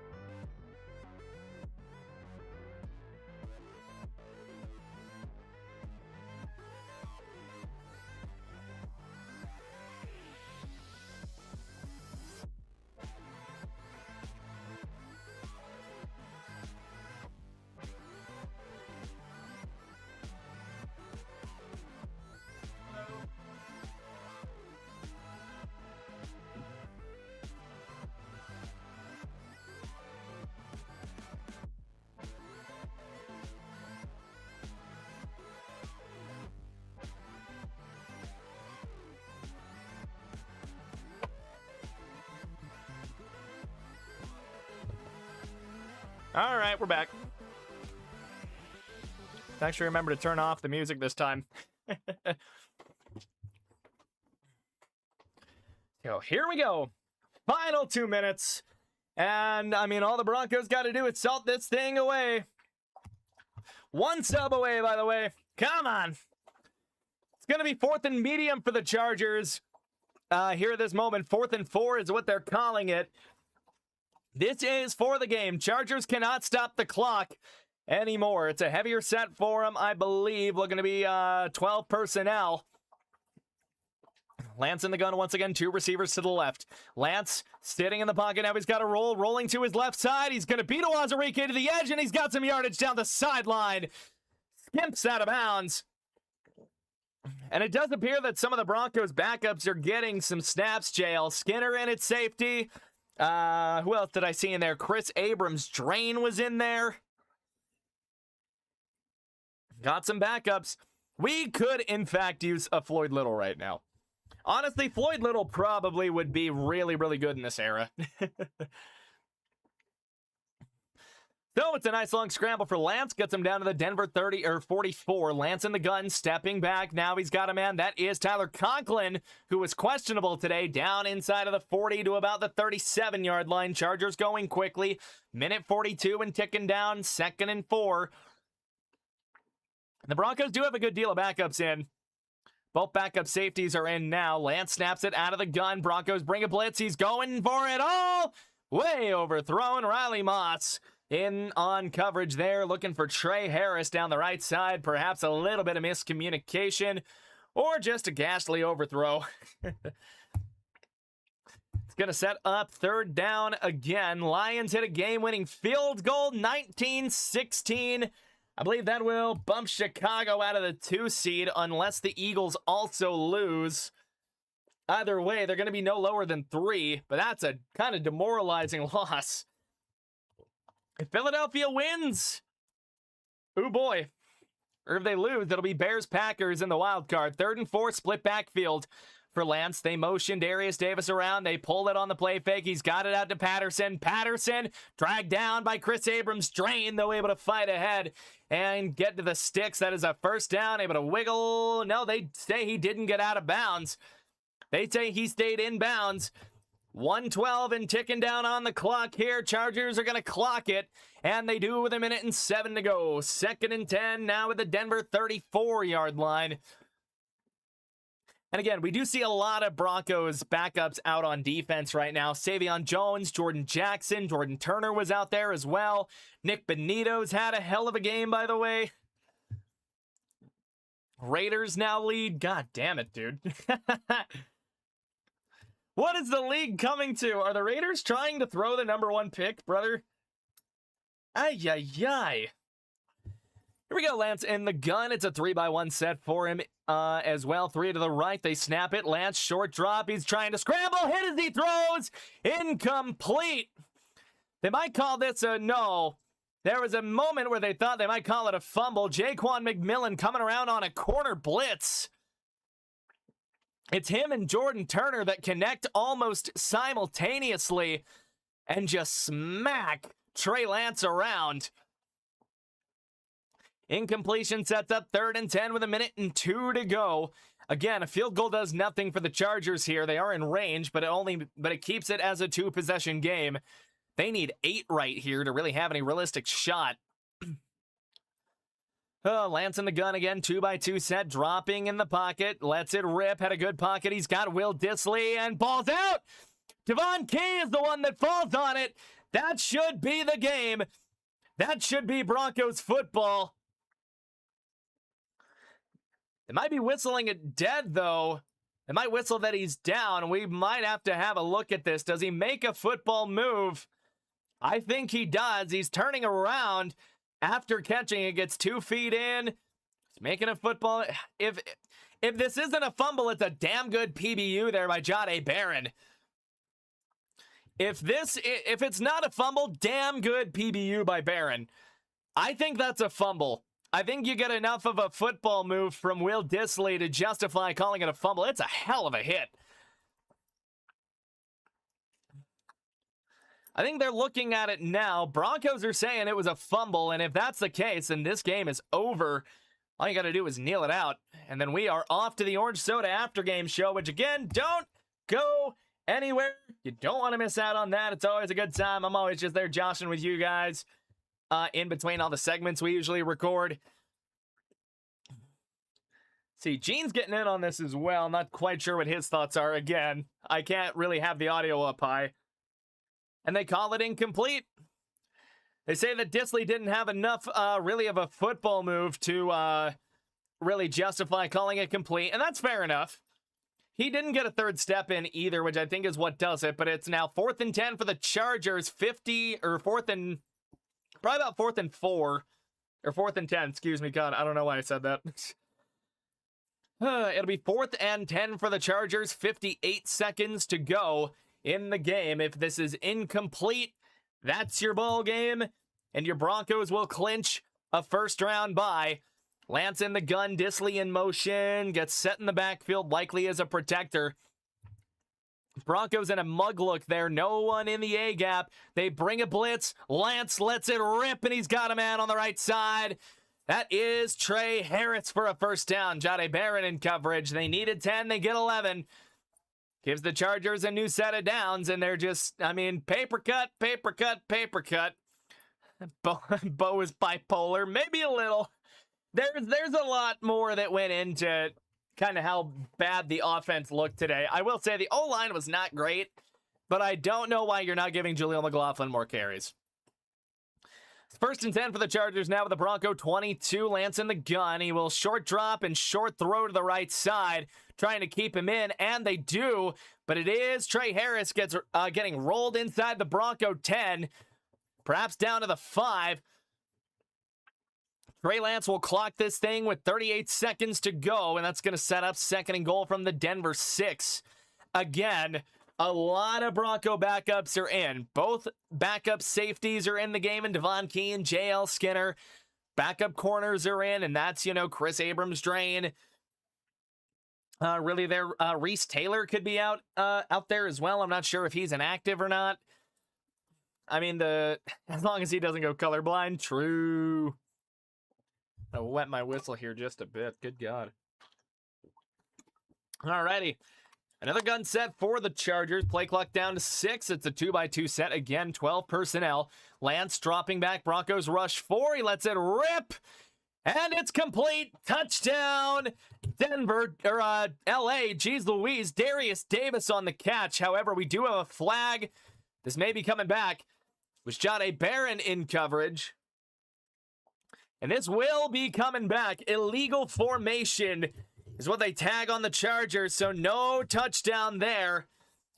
They tag, I believe that is Bobby Hart, the tackle.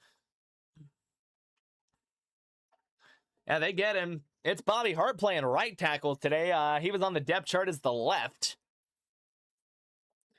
So it wipes a touchdown off of the board for the Chargers, not the Broncos. Sets up second and goal again. The Bronco 11. 2x2 set, and the gun is Lance. He's got Patterson in the backfield to his right. They snap it, letting one loft for the end zone again. Incomplete. No, it's a touchdown. What a catch by Trey Harris. Oh, wow. Trey Harris barely able to keep the feet in. It's like if you rotated the Santonio Holmes catch 90 degrees, he gets almost parallel to the ground as he's diving for it. Both tippy toes remain in bounds. What a snag by Trey Harris. Working on Chris Abrams' drain on the right side of the Chargers formation. That did look incomplete on the initial look, but you slow it down. No, they ruled it incomplete? What? What are they saying here? Oh, he doesn't complete the catch. He didn't complete the catch. The ball came out when he hit the ground. It does go incomplete. God, that was almost such a sick catch. Good God. Third and goal now for the Chargers. Still at the Broncos 11. 29 seconds to go. It's going to be trips to the left side. That is Darius Davis lined up as the outward man. Lance dropping. Broncos bring 4. Lance under pressure. He's rolling as to just sling it out of the back of the end zone. Incomplete. Fourth and goal. And I've said this about 3 times on this same possession. But this is game right here if it's incomplete or even short of the goal line here. 22 seconds to go. You got fourth and goal now from 11 yards out. I mean, a win is pretty much out of the realm of possibility for the Chargers. What a day. Agreed. Agreed. A lot of high-stakes games. A lot of good games today. A couple of stinkers, though. I'd put this game in the stinker category. We just feel good because we got the 1 seed. 3x2 set and an empty set. Jarrett Patterson is the outward-most man on the right. Lance dropping now, standing in the pocket. Now he's got a roll, and we get a whistle that comes in. Peyton may have got in his last time out before the snap, and he did. They'll reset the game clock to 22 seconds. Peyton got his last timeout in there. Maybe wanted, maybe taking that Kodiak timeout that we hear him talk about there, getting a snapshot. Maybe didn't like the matchup there. I thought they were going to do fine on that one, but yeah, it is what it is. Man, sometimes I just got to exhale, inhale. Good God. Anyone going to be watching Ravens Steelers? That'll be a hell of a game. I will, in fact, be watching that one. That is my plan. So no one's got timeouts. Broncos coming off of their last one. Fourth and goal. 22 seconds. A win is a win. Trips to the left side now for Lance. I believe that is Disley isolated to the right. Snaps it. Broncos bring 4. Lance rolling. He's got a man on him. Jonah Ellis shoves him. Thrown away. Incomplete. And the Broncos have taken the 1 seed for themselves. All they had to do was take care of business And, well, as conventionally unattractive as it may have been today, your Denver Broncos have completed goal number 2 in Sean Payton's little goal set here in the checklist. The division is ours, and the 1 seed in the AFC is also ours. I'll see you next weekend for a game that the Broncos aren't playing. Nick's in victory formation. He nails it. And that is how the Broncos clinch the number 1 seed. The clock will tick down on the rest of it, and we've done it. Miles becoming the voice of the Broncos. Appreciate that, Pan.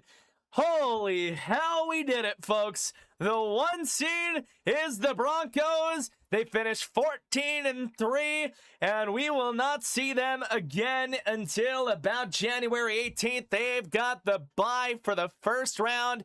Chargers are now locked into the 7 seed. They'll be going on to New England next week. Whoo, boy. Your 2 first-round teams with the byes, Denver and Seattle. And with that, we do have the Orange Soda After Show coming up. Might have to give me just a minute. I gotta remember what actual set it's in. There we go. We're not done yet. Hang on a minute. Give me a half second. There we go. Hey, there we are. Okay, we're not done yet. We're not going to shoot right on the show. Actually, yeah, well, you're gonna have to give me a minute anyways to fix some stuff, but so yeah, give me just a second. We'll get everything fixed. I gotta fix the stream song. Oh, no, I don't. Okay, never mind. OBS, stop fighting with me. Did OBS die? Did my OBS die?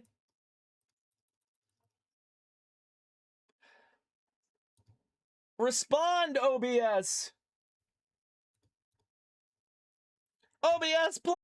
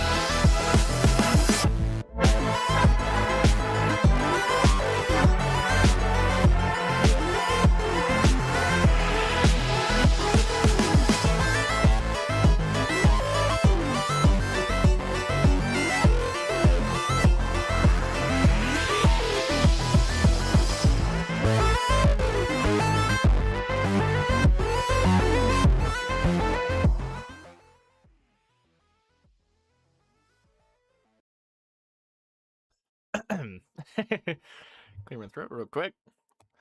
Here we are. Here we are. So for all of you that are new and maybe haven't really been here for the after game show, I record this in segments. So it's a lot of just kind of like direct on the camera is kind of where my focus is here. But it's just ad hoc, off the dome. We're looking up here. Holy hell, dude. It feels so good. It feels so good. So yeah, for anyone that hasn't been here, it's going to be cool. Appreciate, again, just each and every freaking fracking one of yous, man. It's been a hell of a day.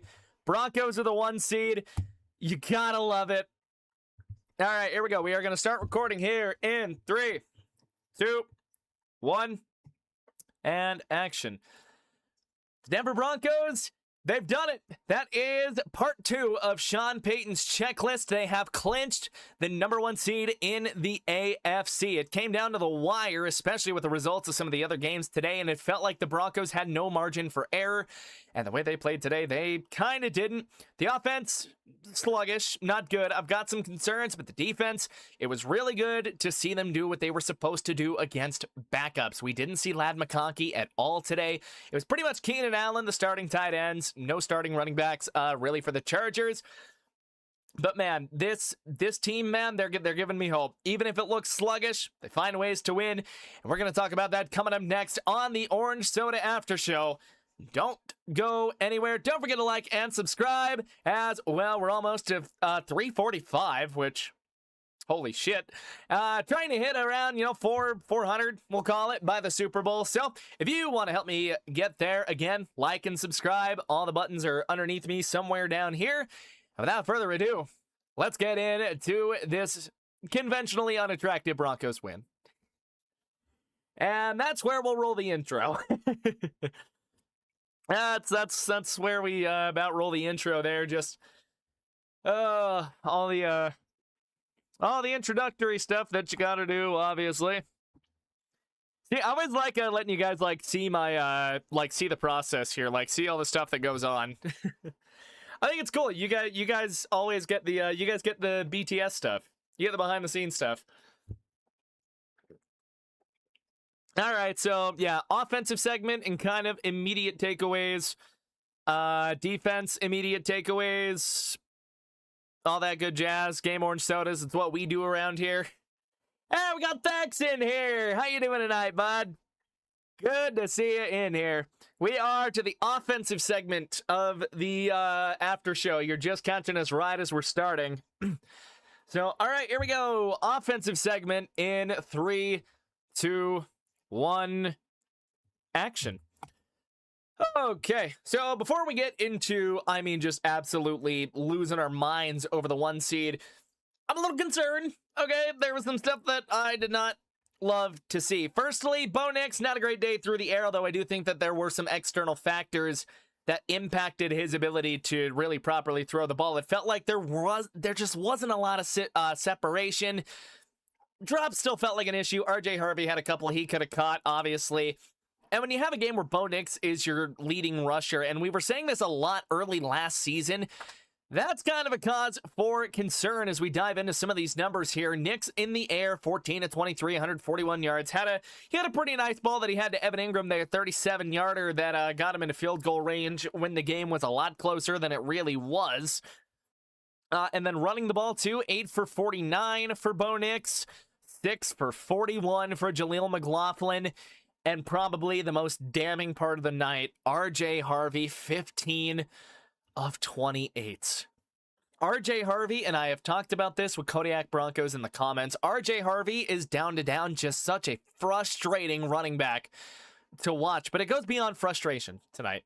RJ Harvey just seemed bad, and I don't know if it was just the O-line not giving him anything to work with, or if it was just a lack of playmaking on his part. But RJ Harvey tonight was kind of unbearable to watch. He has 1 carry go for 11 yards, and if you snipe that away, he's got a 14 carry for 17-yard night. It's tough. RJ Harvey, tough sledding. And this is going to lead to really my first real takeaway from the offense. Jaleel McLaughlin needs to run the goddamn ball.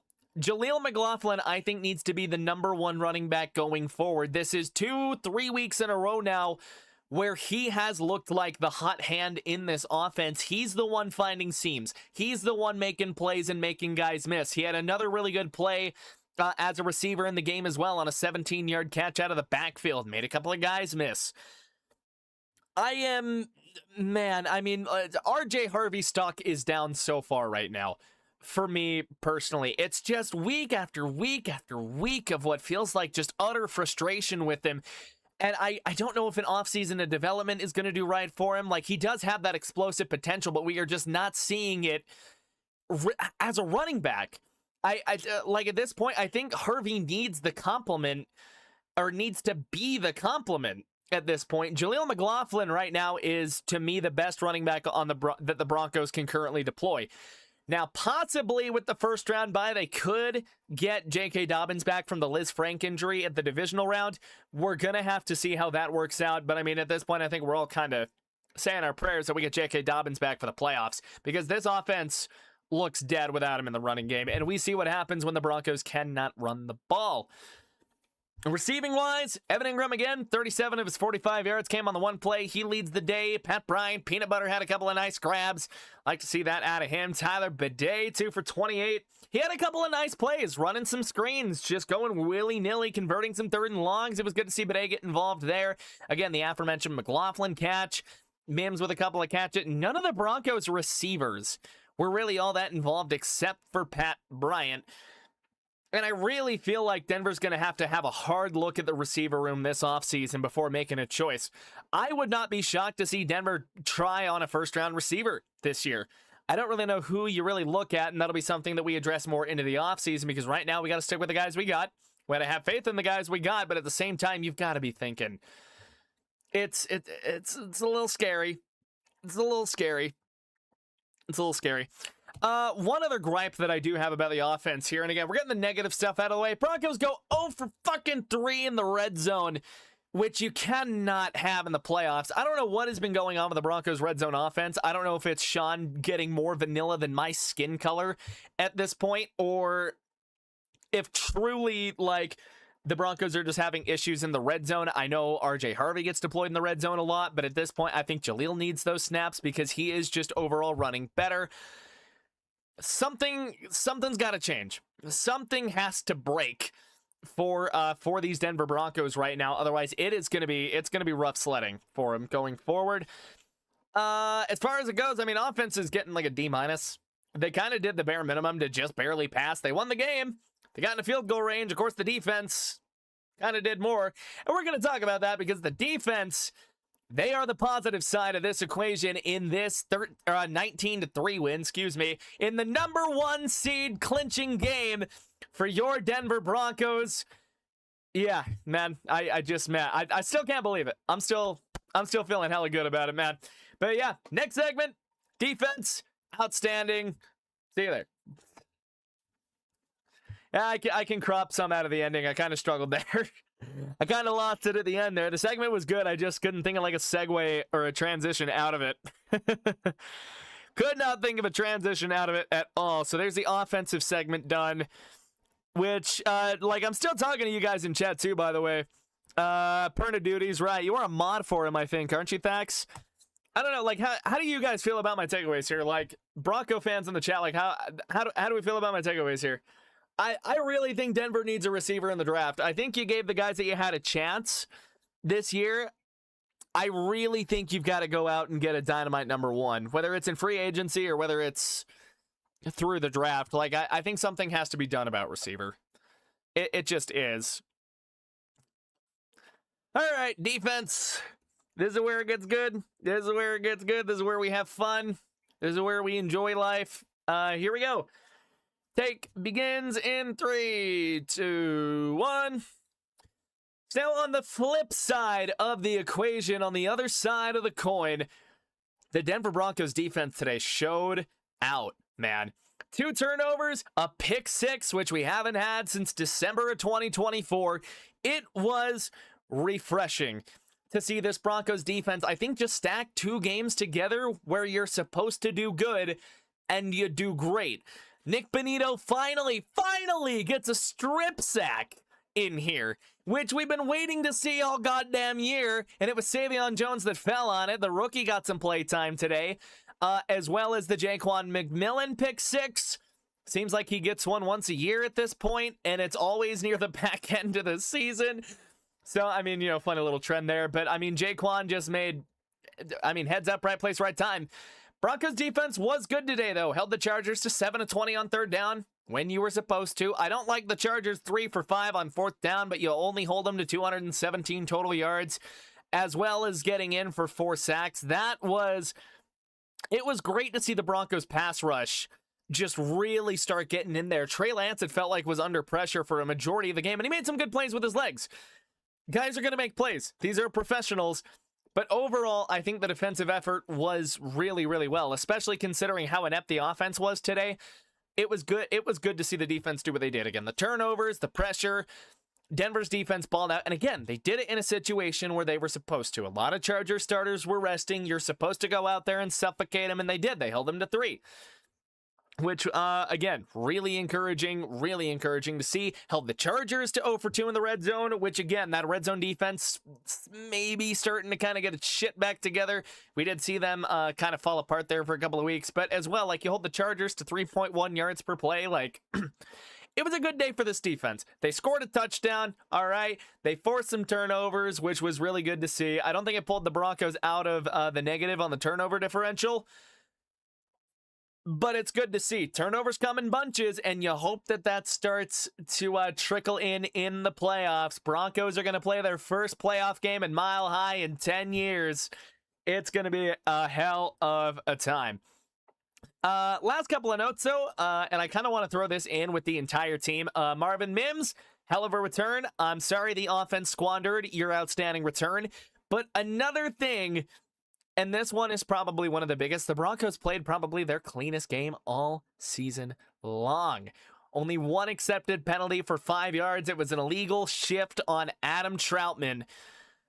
If you can play that kind of football, if you can clean a couple of things up and play that kind of clean football throughout the playoffs, you got a damn good shot at the Super Bowl. And in a wide open AFC, you're not going to be able to afford a lot of those mistakes because the AFC is loaded. Of course, we're going to find out what happens in the AFC North later on tonight.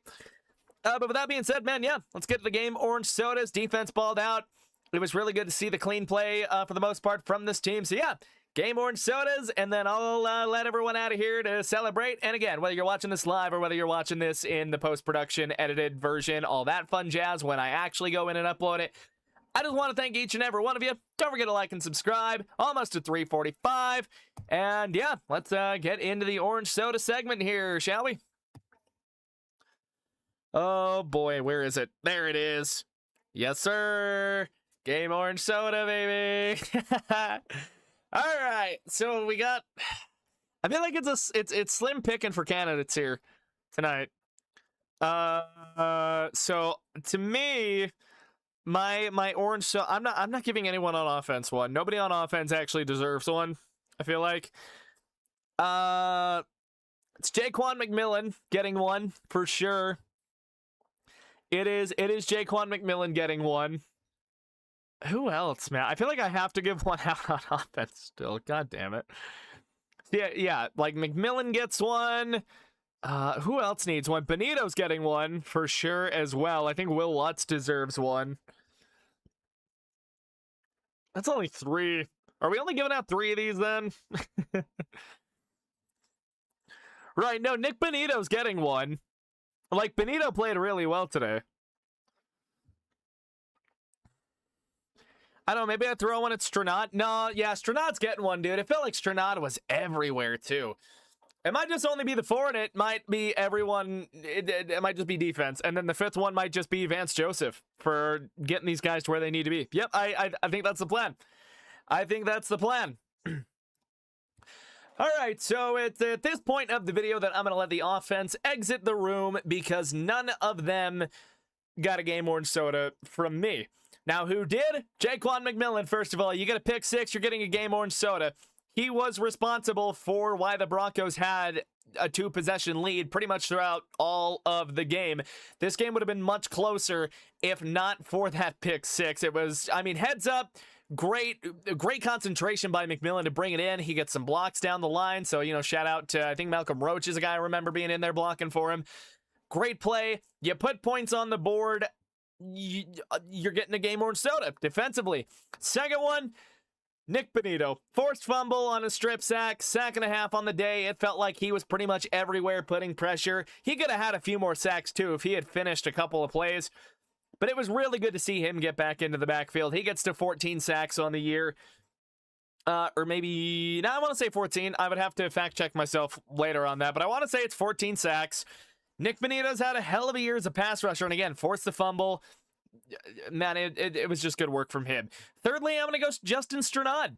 It felt like as I was calling the ball game, Justin Stranad was everywhere at once. Had some nice pass breakups, got a sack, which was really big at the time that they got it. Justin Stranad was making plays. And I think Stranad has played himself into best Broncos inside linebacker right now, man. Like, Stranad's got to be your top guy. He tackles well, he covers well. He's essentially the best of Alex Singleton and Dre Greenlaw. And, Greenlaw has been good at times when he's been on the field, but it just hasn't been with really any consistency is kind of where I'll go there with that one. I'm not sure if I'm forgetting anyone. Am I forgetting anybody? Because let's see here. And I can cut this out. So it was Jaquan, not Jade, Nick, Stranad. Who else did I say was getting one here? Who else did I say was getting one? I feel like I had another guy. I know I'm giving one to Vance, but I feel like there was a... Who the hell else did I say was getting one? God damn it. Maybe it wasn't any... Oh, no. Yeah, maybe it wasn't anybody. Yeah, I feel like I folded here. I feel like I cooked myself a little bit here. Yeah, because Jaquan, Stranad, why can't I think? Oh my God. Stranad, Benito, Jaquan. I know I said I was going to give one to Vance Joseph. Who was my fifth? Vance was the fifth. I just can't remember who I fucking gave it to. All right, whatever. Maybe we're just going 4 deep today on the Game Orange Sodas. Yeah, we might just be going 4 deep. All right, well, I do got to finish the segment. I got like a minute of footage I got to cut out here at this point, so I'm going to give myself like a little bit of a tell here. And then our fourth and final one, again, we're not doing a ton. There just wasn't a lot of guys that I really felt was eligible. Oh, no, never mind. Hang on, I remember my fifth one. Will Lutz, all right. Fourth one, we're going to break up the defense a little bit, and we are going to call it Will Lutz. Guy was just making his kicks, automatic, didn't have to worry about Lutz at all, and when I don't have to worry about you, and you're pretty much the reason the Broncos put up as many points as they did, yeah, you're getting an orange soda. And fifth, and final, we're staying in the realm of the defense, but it's not one of the players. It is Vance Joseph. Listen, you could have folded. You've had some, second-tier quarterbacks that have kind of lit you up in the past. Marcus Mariota. Really, he's the guy that comes to mind. To see Vance Joseph get his guys back and kind of get him to bounce back, we saw that orange rush today. And I hope that they're able to take this and then springboard it when they need it the most. It was really, really nice to see the defense tackle well again. It felt like they were crowding the line of scrimmage. The pass rush looked great. The coverage was good too. It just felt like that things were coming back together for the Bronco defense. But yeah, man, that is where we are going to leave it. Again, I want to thank each and every one of you. Firstly, just for watching the video, for liking, subscribing, all that good stuff, but also just for all of what 2025 was. 2025 is such a crazy year just for me here on the channel, just because like we saw some insane highs, and I'm hoping that we can make 2026 just even better. And if you want to help me do that, again, like, subscribe, all that good jazz. Let's get to 500 before the start of next season. And without further ado, ladies, gentlemen, every football fan around, I will see you all in the next one. Go Broncos! We won the first seed. We earned that shit, and you can't take it away. Fuck yeah. Oh, man. And with that being said as well, that is going to be the stream. I appreciate each and every one of you. Again, it felt good to get back in the play-by-play saddle. It really did. Felt a little more in my bag. Felt a little more comfortable today. Whew. Go Broncos! It was a hell of a day. Again, I appreciate each and every one of you, and that is going to do it for me. To the best crew in the world, to the best mods in the world, Ender, Bok Choy, Ender on the graphics as well, and to the best viewer base in the National Football League. Thank each and every one of you, and we will see you in the next one. We'll see you tomorrow for the day after show. And yeah, good night.